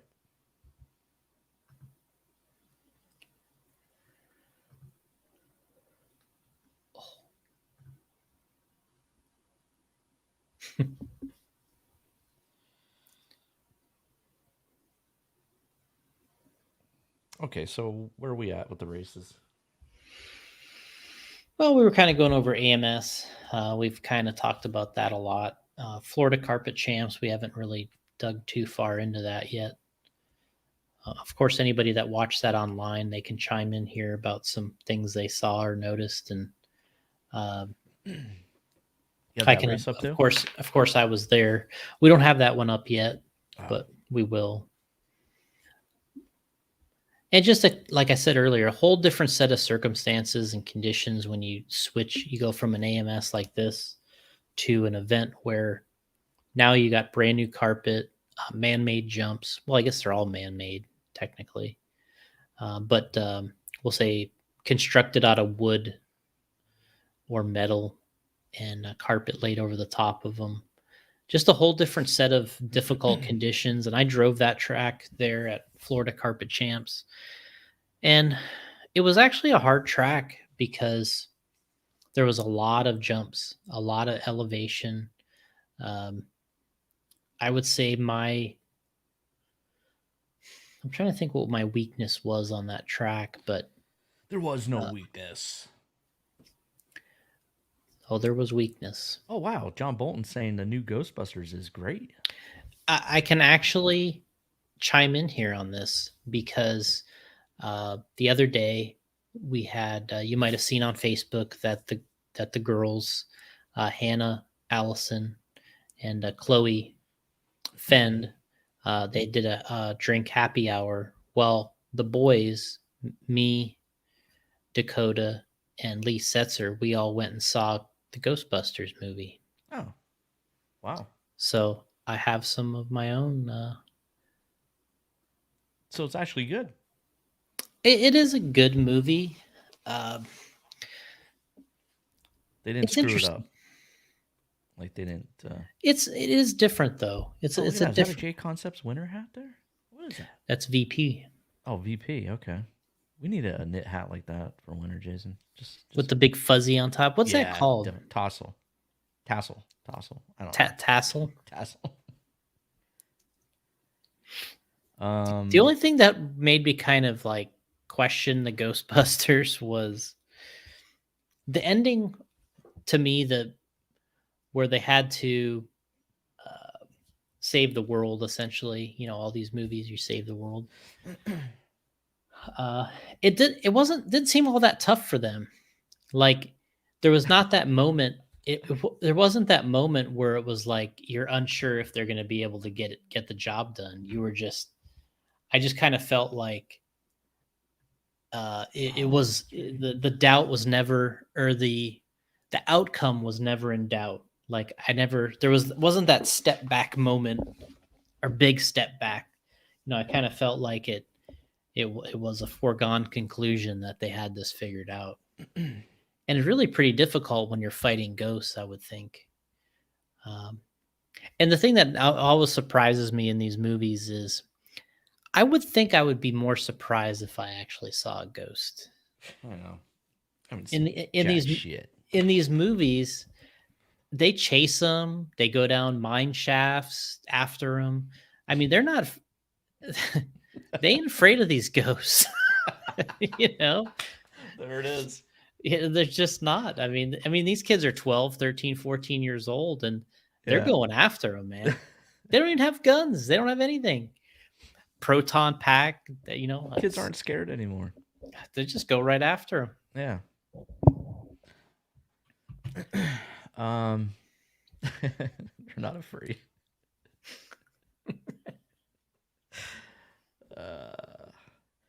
Alex is saying Ghostbusters was great. Critics are stupid.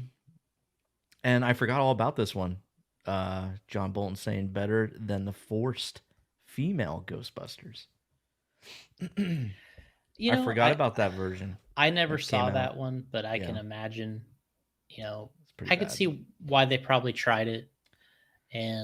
But yeah, this particular Be careful what you Ghostbuster- say. You can get canceled here. Well, no, I think that this new Ghostbusters, it's sort of a tribute to, is it Ivan Reitman? Mhm. Is that what he wrote here? Yeah, Ivan Reitman, who was the movie was definitely a lot about him and made some definite sense.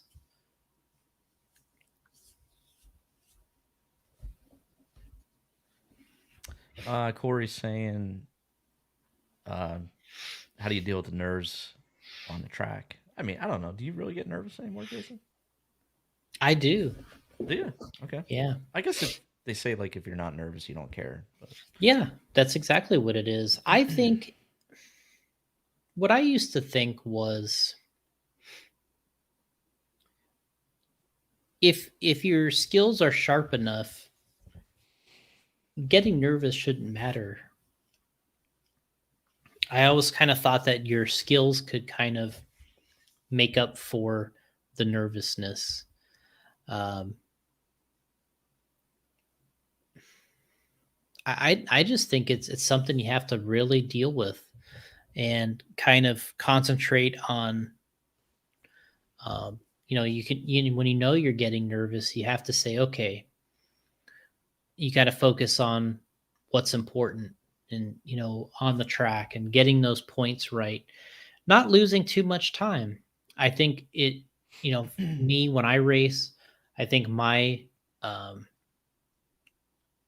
the tendency that I would have, I guess, is to slow down a little too much when that time comes. But I think what it is you're trying to make sure that you're getting things right and not trying to make that big mistake or big error. But I think the sharper you are, or the more racing that you're doing, and maybe that's really the number one, is the more racing that you're doing and putting yourself in those situations, you can come out better on the other end of it. And I think that's really what it's about, is the more you do it and the more that you kind of conquer those moments, that you can remind yourself that, hey, I can do this, I can get through it. And even if it's a nervous situation, I know I can beat this. And that's how it was for me when I was younger or most competitive. That's how you kind of got through those, or battled those moments. And now it's maybe a little tougher. I go a little bit too easy. So I think if I was to race, practice, and participate a little more, maybe that would go away a little, and I could kind of bring back a little bit more of an attack, a finishing mentality, not so much of a survival mentality, I guess. That's it. Russ Bryant saying, "What's up, guys? What's up, Russ?" Yeah, Russ, he's been showing me some updates on his racing. He's back out on the track, get some. They got a lot of good racing up there in Michigan.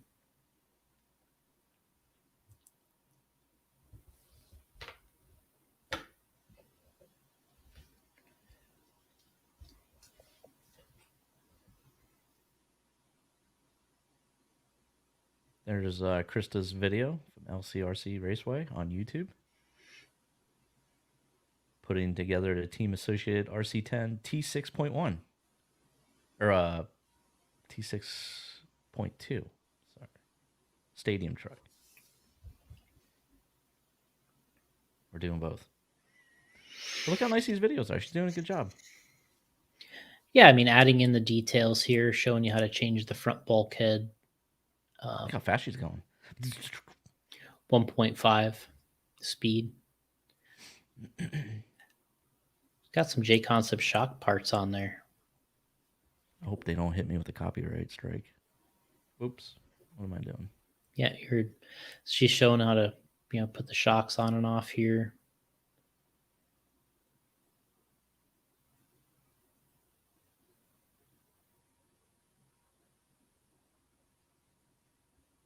Yeah, so Russ Bryant mentions here in a comment that,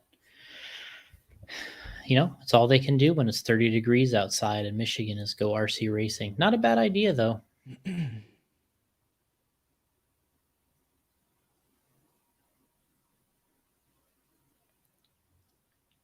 Alex Sturgeon, only good Melissa McCarthy movie is The Happy Time Murders, not Ghostbusters. Okay. I don't know what that is. I've never seen that before. She's got her little snap-on. I think that's what it is. The red and black pick is what I would call that. We used to sell it has got a 90-degree turn at the end, and that you can push out hinge pins with those. Oh, nice. That's a nice tool to have. Yeah. 1.5 driver. Yeah, so what she's doing is she's changing the front bulkhead. So basically you're taking a dirt T6.6 here, turning it into making it work better, or equipping it. Is that a word? Yeah. It's a word. We make words up here. Equipping. Equipinator. Yeah, I don't know if that's a word, but yeah, she's getting this equipped. She's getting a measurement going here with the calipers.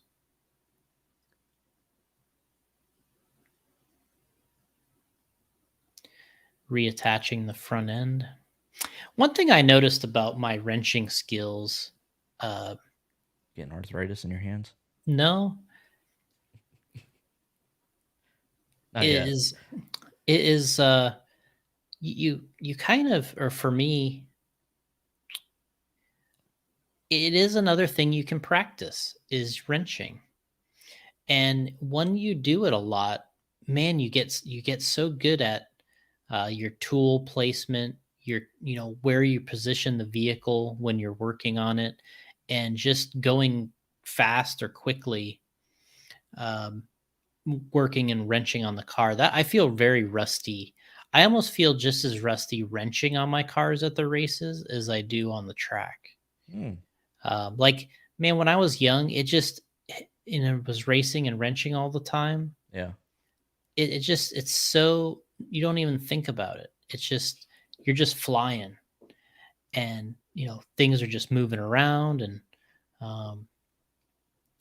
pivoting the cars, different angles, getting car stand here, flipping it around there, and not even thinking about it, just moving along fast. And that's something I notice is a little rusty for me, is the trackside wrenching.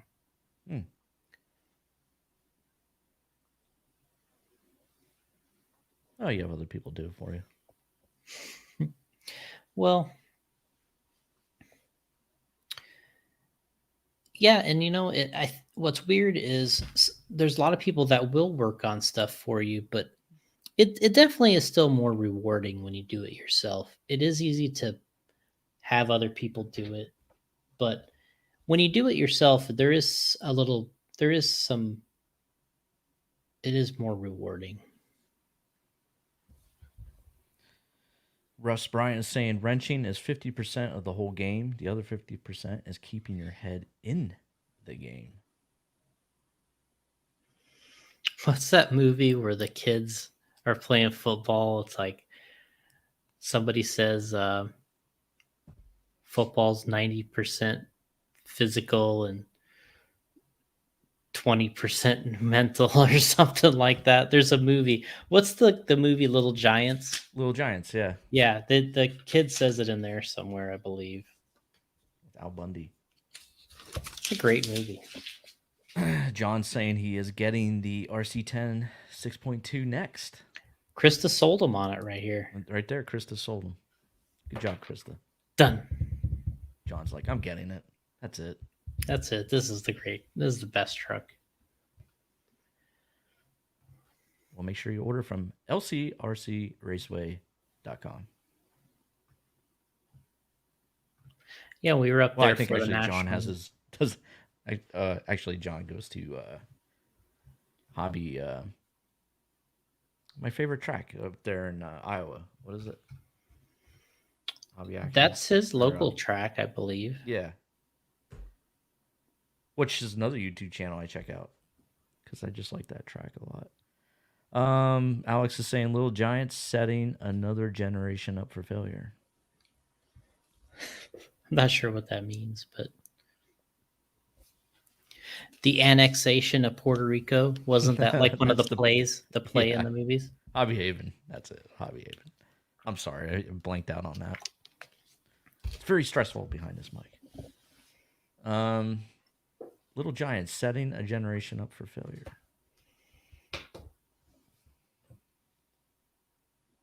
I like that was I have that movie on DVD. I love that movie. It's been a Album. long time since I watched it, but I need to. O'Shea brothers. Is that what they were? Yeah. Danny O'Shea, Danny. Danny something and, like- man. Giants. Oh, Giants are a terrible team. I don't even care about NFL, and I know that. Alex Sturgeon. All right, we won't get into the NFL portion of this show. Jason, what Yeah, it's do probably you call not a them, good idea. Jason? The NFL players? I forgot. Hobby Haven. Hobby Haven. I said it a million times. I just love the setting of that track. Like the track's right there, and the hobby shop's right there. And then Couldn't they have be more perfect. then they have a tree, then a parking lot. I think you go around a tree even. You go around a tree. I think so. I don't know. It Yeah, just yeah. looks cozy. I know. I raced there. I forgot about that, but Just looks yeah. cozy. Oh, you raced there? mm-hmm. The Hobby Haven shootout that they had. Listen, if you ever go there again, just hook me up. We're going. I'm going with you. Just to go there. It's a done deal. And John's saying that Hobby Haven shootout making a comeback this spring. It is. So I've heard about that. when we try and get out there to the shootout. Yeah, you can. No, me and you both will go out. Oh, okay. As long as there's nothing, it's not conflicting with anything else of yours. I only have like another 100 races. Come on. How awesome would it be to go there? Well, there's no doubt it would be awesome. Jason Santos, what's up, guys? How you feeling, Jason? Hope all is well. Jason recovering from COVID.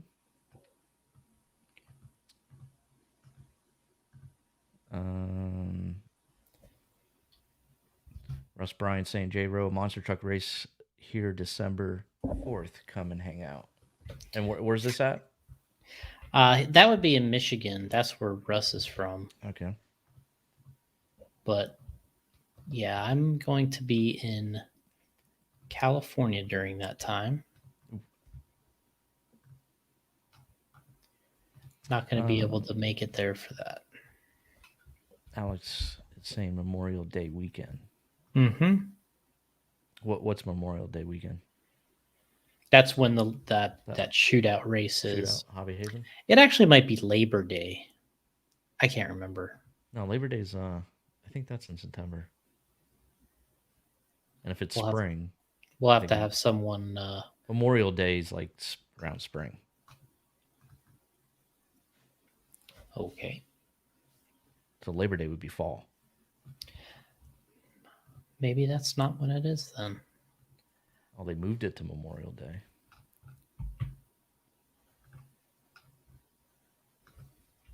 Jason said he's getting better here. He's not too bad now. Definitely been better. Still got the after effects, I guess. Still suffering the. Well, Jason, if it makes you feel any better, we're doing fine here. No problems. That makes him feel better. Oh, might be concerned. John Bolton says Hobby Haven shootout was Labor Day for 15 years, Jason. Now it's Memorial Day. Oh, okay. Yeah, it wasn't that far off. I had that part right. Yeah. Right. I used to go to Wagon Hill for the Memorial Day challenge. So they had a Memorial Day event? Every Memorial Day.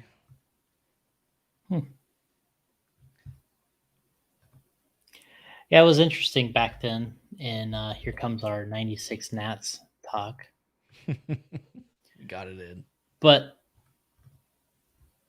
in those days, I mean, never been, we only went to that track one time. It was for the Roar Nats. That's it. There was no other time. One time. So there. none of you guys didn't go to the Memorial Day challenge? And No. Then just a few weeks later, the Nats. Nope. We did not. I think Chris Bing was saying, who we will have on the show. I keep saying that, but we're trying to get our schedules all matched up here. But I think he was saying he went to, he was at the Memorial Day Challenge, ran the same tires he did at the challenge for the Nats. Something along that line. That sounds correct, because that was a big thing there that Chris had figured out, that we didn't. We didn't have low pin tires or very low pin tires in those days.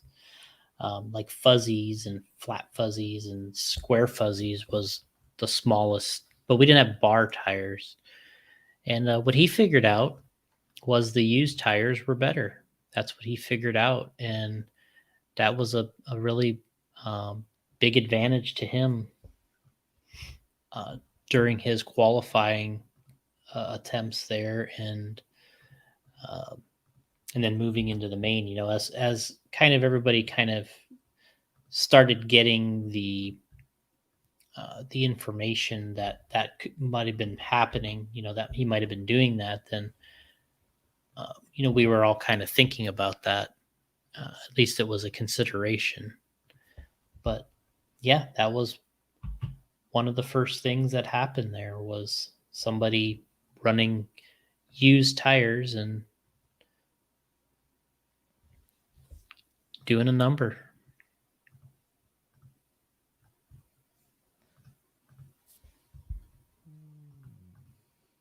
Let's see.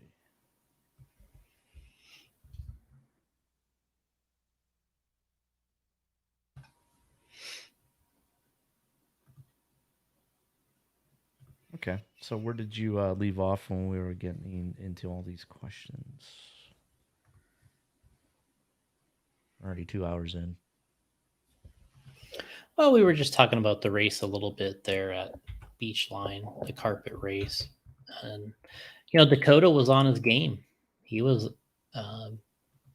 he was the guy to beat in two-wheel drive. He got second in four-wheel drive behind, we'll call him Michael Harlowski. But yeah, I mean, everybody was really impressed with. I think there was a little bit of the scuttlebutt, if you will. Is that Scuttlebutt? we can use that? We can That use word. that. Yeah, we can. I think people were interested to see how the tire matchups would work out at that race, because it was it was a rare situation where we were using open tires and at a carpet race. Traditionally, many of these races uh, on the carpet tour throughout the world are all controlled tires. So it was kind of a big deal in the fact that um, for once everybody was kind of going at each other with their whoever brand they were representing, right? So the J Concepts guys, uh, you know, versus Schumacher versus Proline. Um, so that was a big thing. We have done a little bit in the past, going head to head, but there's a lot of people out there that say that the Schumacher tires on carpet are the best, and um, people will swear up and down that that's the case, and we definitely were able to prove on this weekend, this particular weekend, that um, we held our own, we won, and won the toughest class, two-wheel drive, and we're able to show that we definitely had something. And a really big win, I think, for us. Something that people like to talk about the cars and which car and what's winning and all that. But I think really the one of the biggest things about the race was um, the tires going head to head, and I think we came out with a really good victory and kind of showed that we got a little something in that class.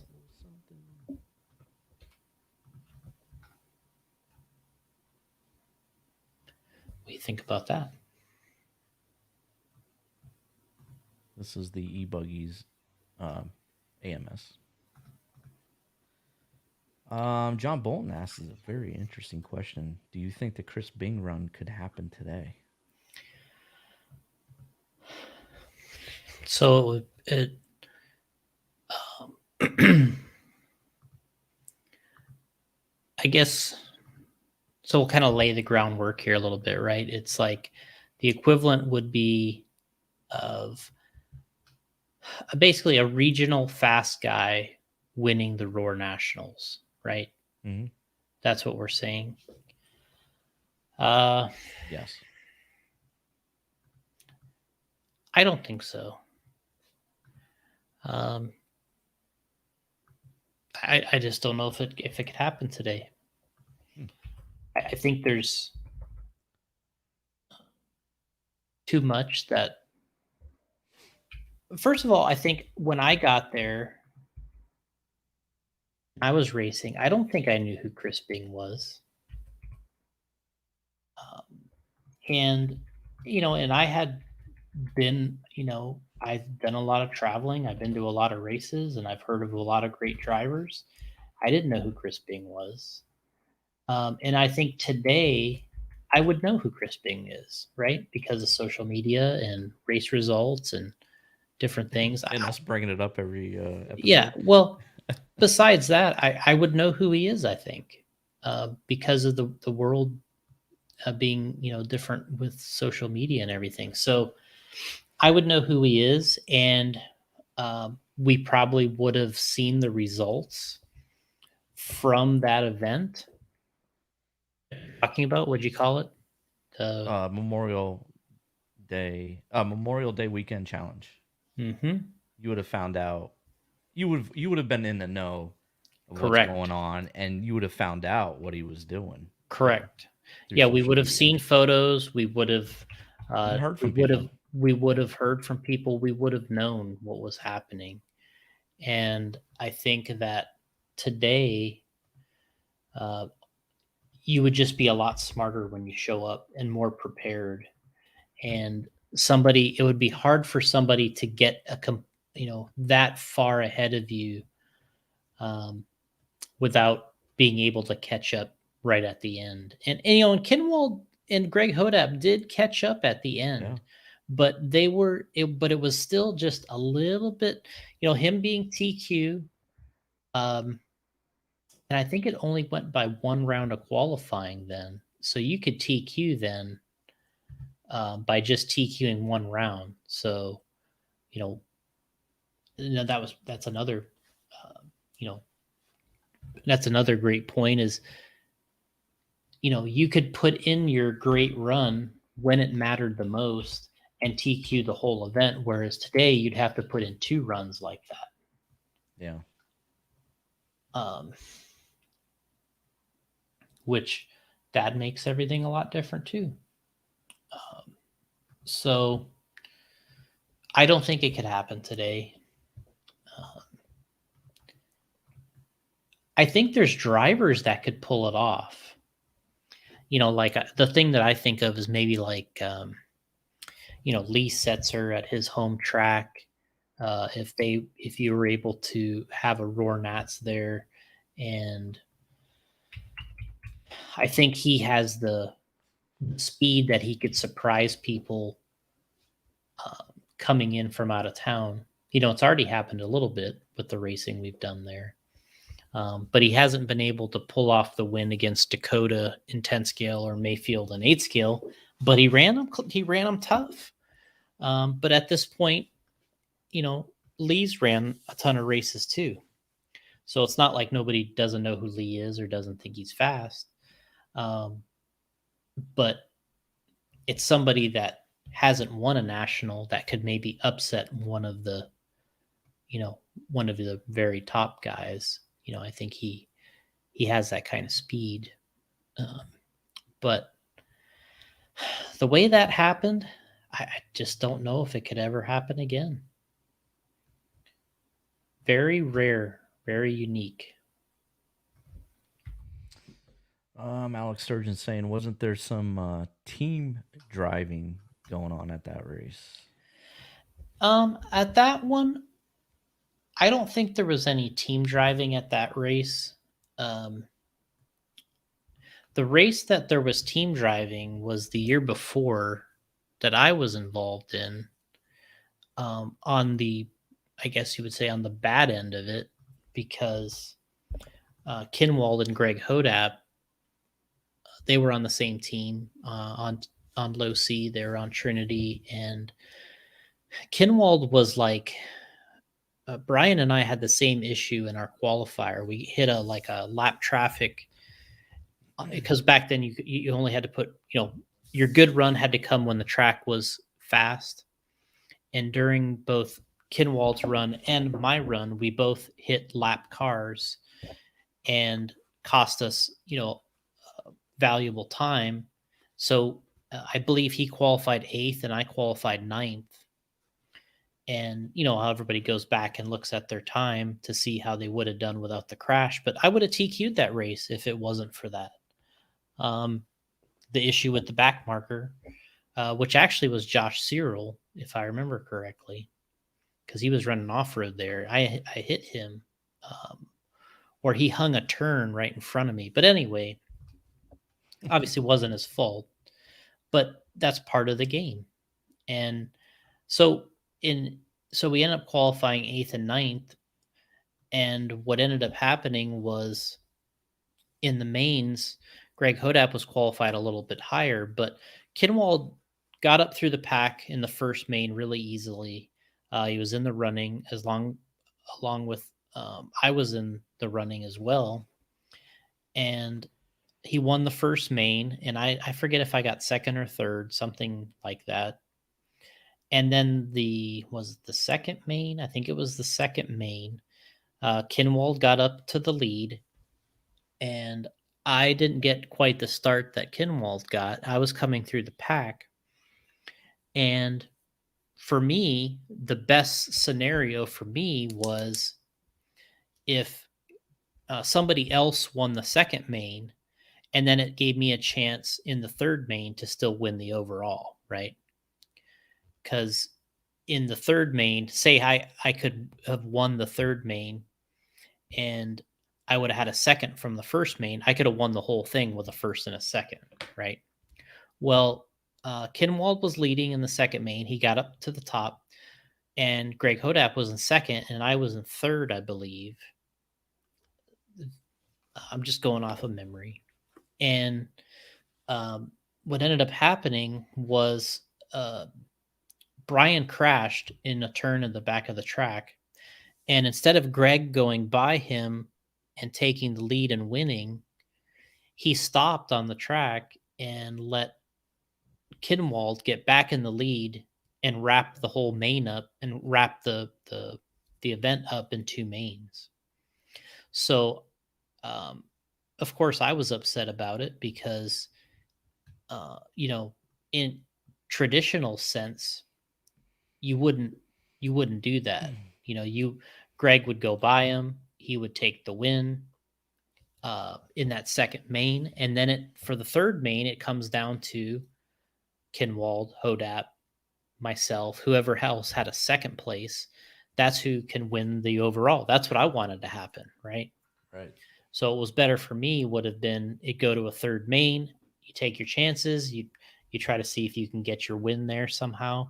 But Kinwald crashed in that second main. Greg waited for him, let him go back into the lead and wrap it up in two mains. And so that was the team driving that I experienced at that race. And I understand. I remember being really upset at the time and telling Greg about it. And he just kind of laughed it off and said, "Hey, I get paid one way or another, kind of insinuating that for him, Kinwald winning was just as good as if he won. And maybe that's true. Right. So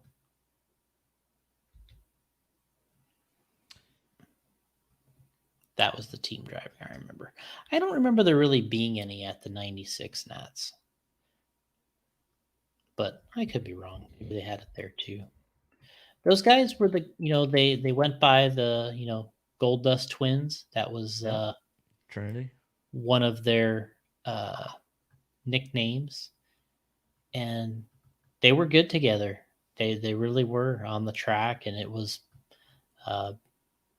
they were tough to beat. It was a great 1-2 punch for them at that time, and yeah, they were hard to handle.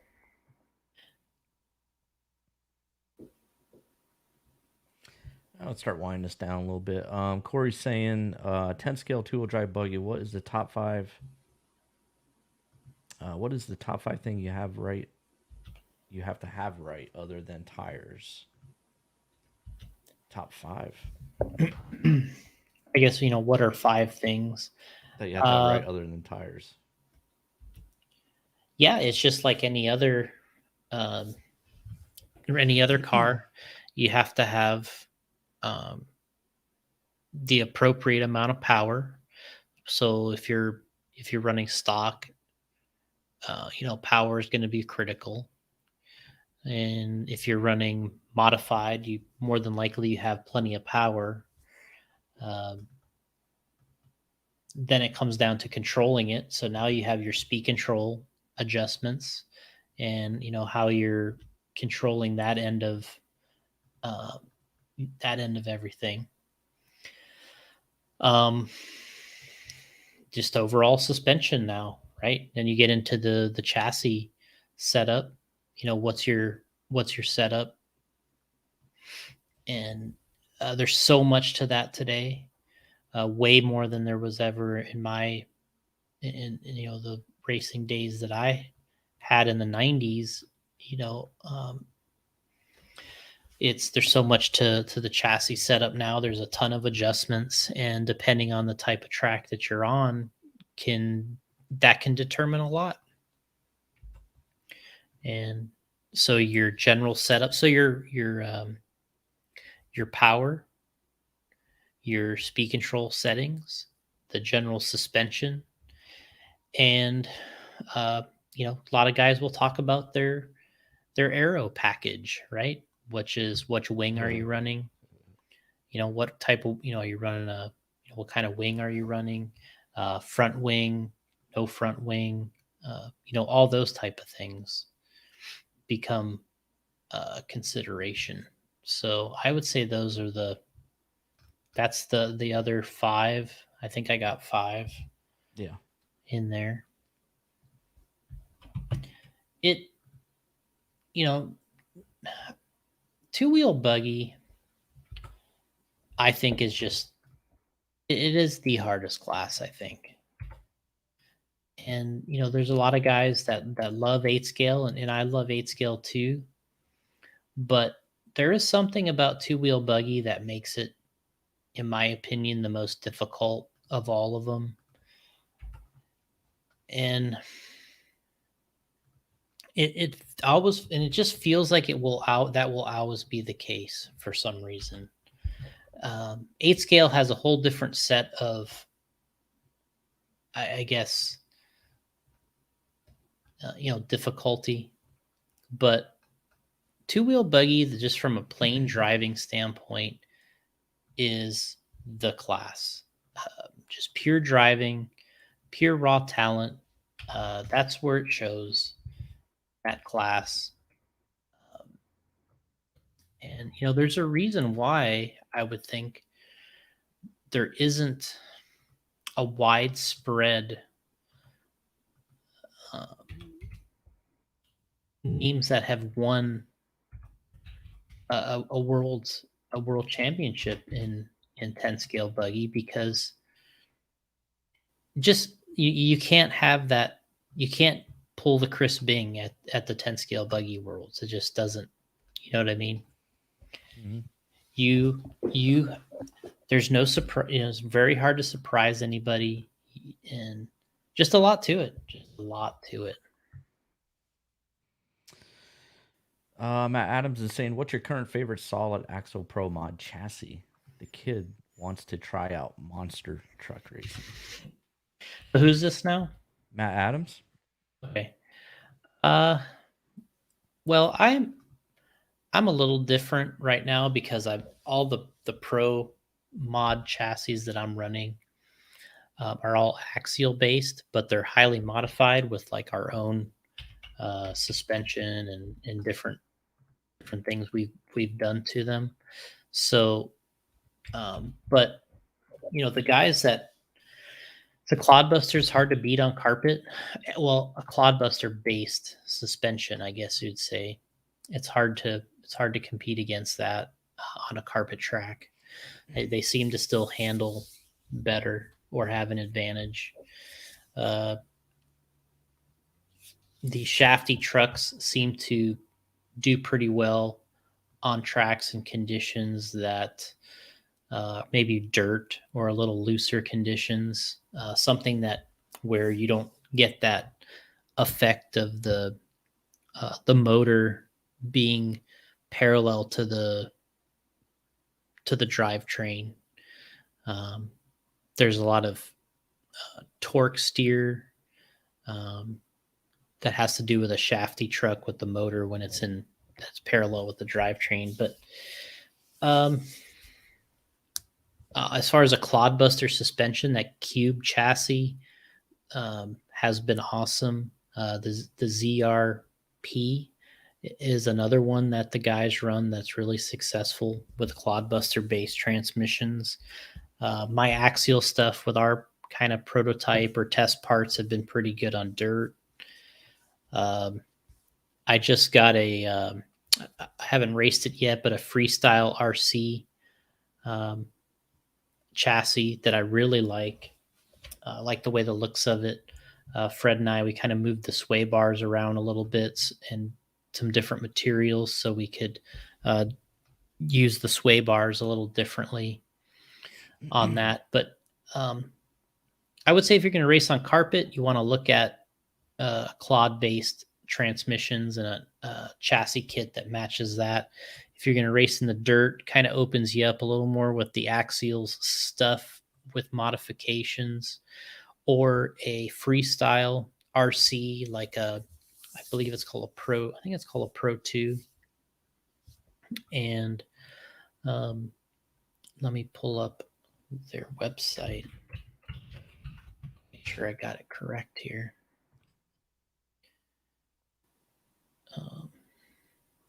Yeah, Pro ZRD is the one that we just finished. did some stuff with the sway bars. I like that truck on the Freestyle website, Pro ZRD. And then there's a new truck that they just came out with. And let me confirm the name. The Rapid X 2.0 is a really unique chassis, and I've seen that peak out on the carpet. Josh and the guys that run this on carpet, this Rapid X has been pretty amazing. But I think if you're in the dirt, you don't necessarily need that chassis. You could run this Pro ZRD on dirt, the Rapid X for carpet. So I didn't really give you my favorite, I guess you could say, but those are the options, I think, the best options to choose from. Oh, and there's the Losi LMT. I mean, that truck just came out. Yeah. You can use that with modifications. I would take stuff off of it more than likely I would take things off of it. And I think that would be a really good chassis too. I have the sharing the screen with Freestyle RC. Yeah, the that's Pro the ZRD. Yeah, Pro ZRD, Rapid X. I think the Pro ZRD, I haven't ran it in the dirt yet, but I think it will do well out there in the dirt. I think the other one, the Rapid X for the for carpet, if you're going to have a clod-based truck, for which have just been great for 30 years, you get clod axles and you get a chassis like Russ Bryant says here, the ZRP. That's a good one. That's what I know that Russ runs that. He's won a ton of races. And Sonny Santucci, he's won a ton of races with that. Yeah, and he's got the Losi LMT, Russ Bryant mentioned here. I think the Losi LMT truck, I think you take some things off, you do a little rebuild yourself, because the ones that come built they're not built really that great. So, you do a little rebuild yourself, pick your electrical, get like some Hobby Wing electrical for it or something, 8-scale based, put some J Concepts tires and a body on it. It's another good truck.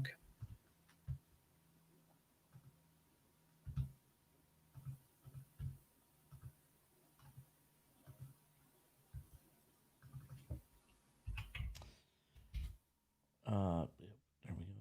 Let's see. Matt's saying thanks a lot. I'm just trying to figure out what would work decent everywhere.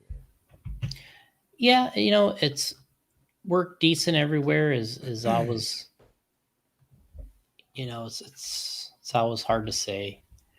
But I mean, I've had good success with the axial trucks I have had everywhere, but they're also heavily modified, so it's a little hard to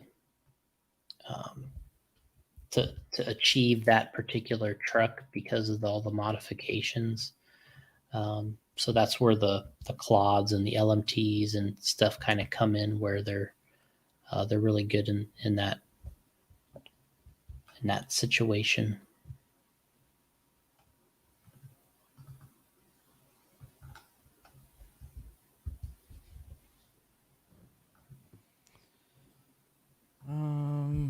John Bolton says, looks cool. Hobby Haven did a monster truck event this past summer, had around 200 entries of mostly first-time racers. Very cool.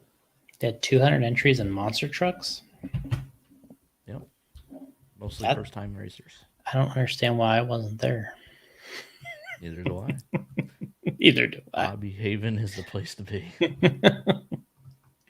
That's a great turnout.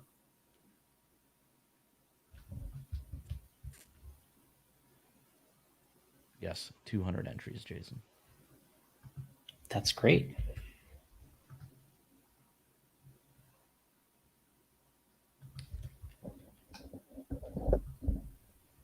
What's the YouTube channel? Let me look this up here. Hobby Haven. I don't think it's like Hobby Haven. Maybe it is Hobby Haven. That was like Iowa something. Yeah, Iowa RC Tracks. I think that was Chili's. Yeah, wasn't that Chili's forum or something? Oh, really? I think so. Yeah. RC tracks. Did I get that right? You sure did. Nice.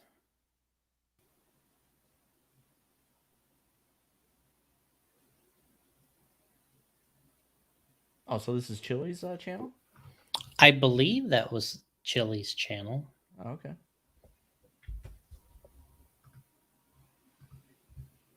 Oh no. Can you hear that when my drawing blows up? No, You couldn't hear that? Okay. I didn't hear nothing. Okay. I'm working on a body mount here.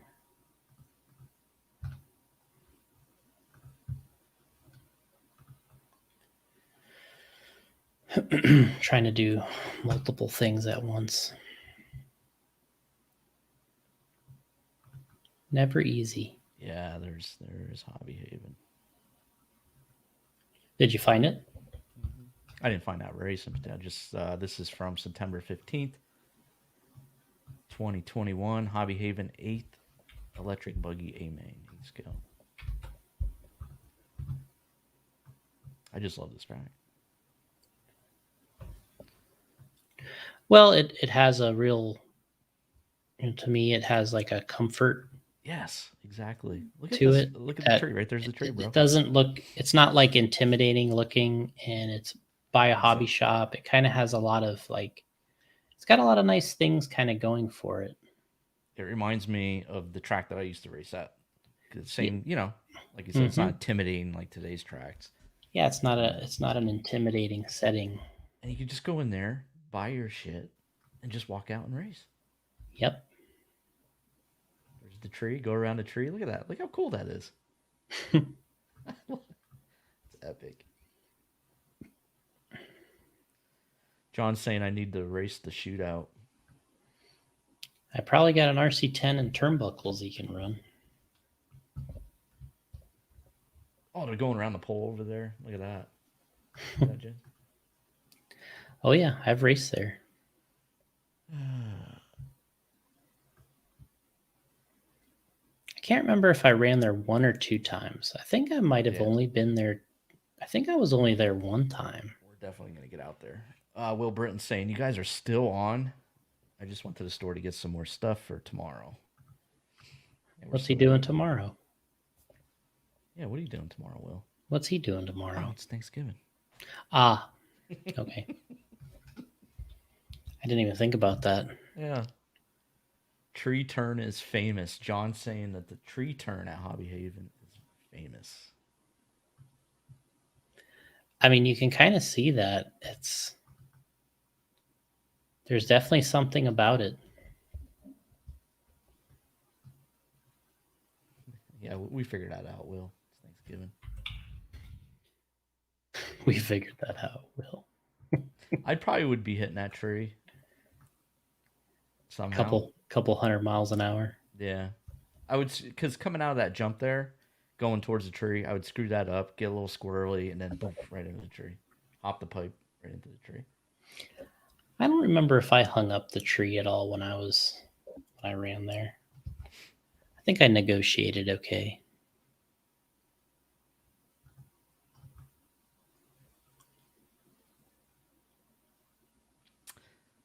Okay, well, that's Will wants us to quit, so he's like, get out of here. Oh, Will Britton, I missed the shootout. Well, the shootout is back. What do you mean? Right? Yeah. It's in May. You don't have to miss it anymore. Yeah, you don't have to miss it, Will. We can go out there. I'm trying to get Jason to go out with me. Memorial Day weekend. More than likely, I have another event. Well, how about we just go out to like some race out there? Like it doesn't have to be the shootout. We can. Well, you could just go. You could just go to Omaha, where we're having the J Concepts race, and then it'll be fine. There you go. Well, when's that? That is in July. Okay. Well, not the race though. I just go hang out. But I want to go to Hobby Haven and race. Just go hang out. I'm not gonna go race the J Concepts race. I mean, come on. We got an independent class. It'd be ridiculous. Yeah, Indy. nobody's independent anymore. I'm not buying that. No, well, Come on. you could try it. That could be your thing. This is more, my track right here. They need to race gas truck at the shootout. Will's saying. Will is definitely into his gas truck right now.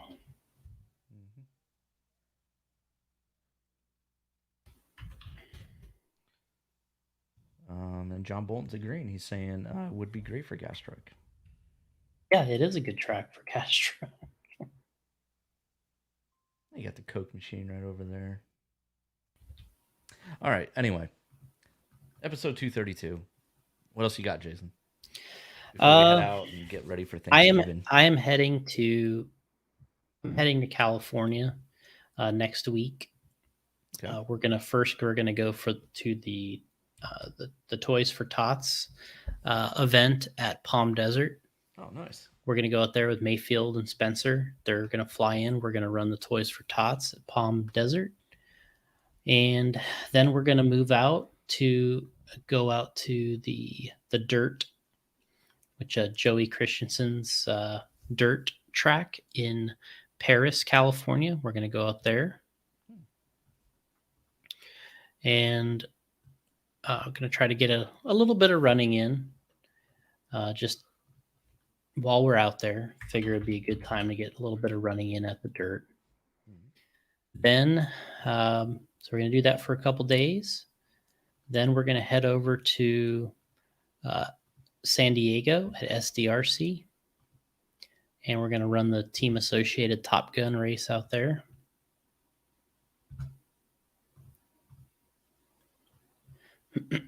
And that's going to be it. That's our big tour. So we're going to start in Palm Desert, Palm Springs, Palm Desert, that area. Start there. Then we're going to work our way out to Paris, and then I'll work our way down to San Diego. And I'm trying to, because Chris Bing just saw my message, so I'm trying to schedule possibly Sunday with Chris Bing. You think you could do Sunday? Probably.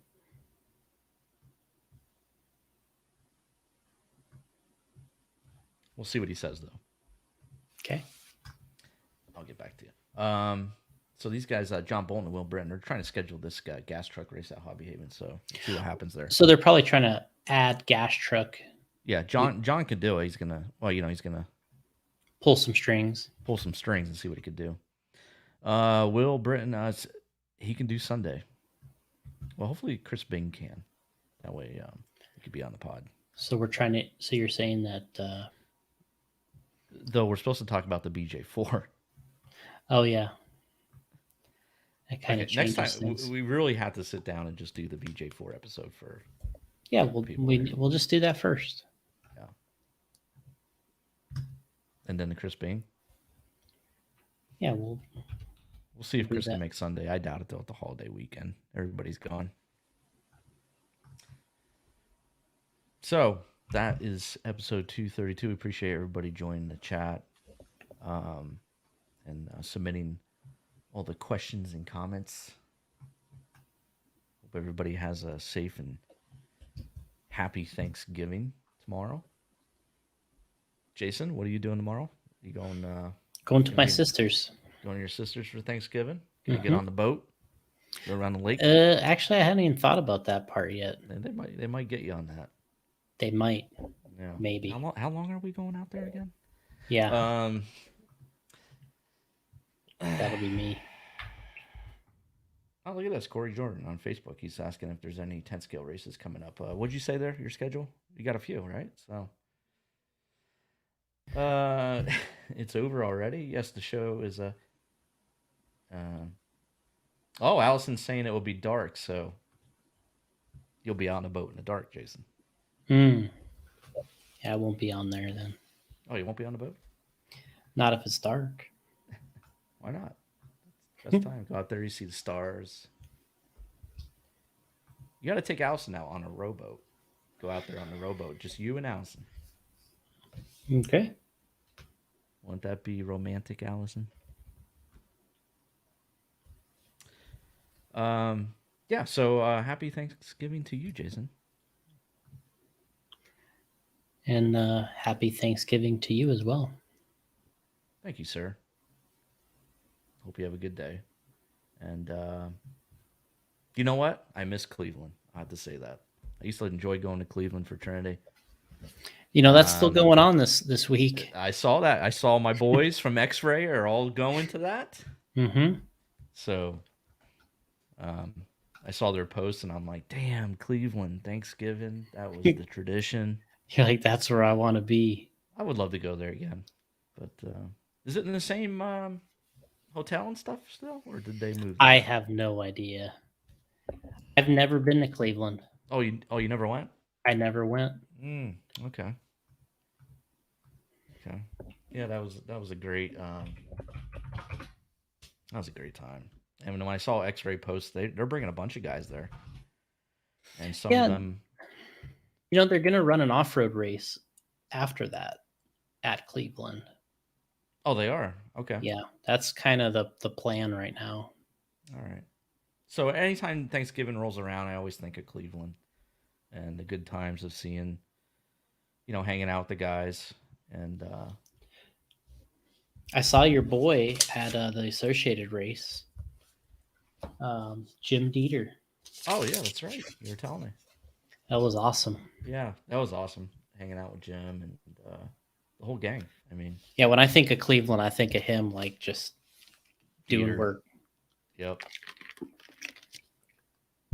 Going back in the day, with all the batteries and stuff, you go into his hotel room and he's there working, and the place is just blown up with equipment, and tuning the motors and the batteries. It's just crazy, and he loved doing it. Mm-hmm. So yeah, like I said, every time Thanksgiving rolls around, I miss Cleveland. So best of luck to everybody out there racing at Cleveland. I wish I could be there. If you ain't ripping, you're tripping, Jason. Yep. Well, we Happy know Thanksgiving that. from Corey Jordan. Happy Thanksgiving, Corey. And we'll catch you for 2:33. And let me see if Chris Bain got back to me yet. Not yet. He did see the message, though. He'll get back to me. So hopefully, if everything goes well, I'll contact you, Jason. We'll see if we can do Sunday if Chris says he can. If not, we'll schedule that for some other time. Maybe we'll do the BJ4 episode this weekend. We'll try to get that done. Yeah, that'd be good. All right, guys. Have a good one. Again, happy Thanksgiving. Yep. Happy Thanksgiving to all. Thank you. We'll see you soon.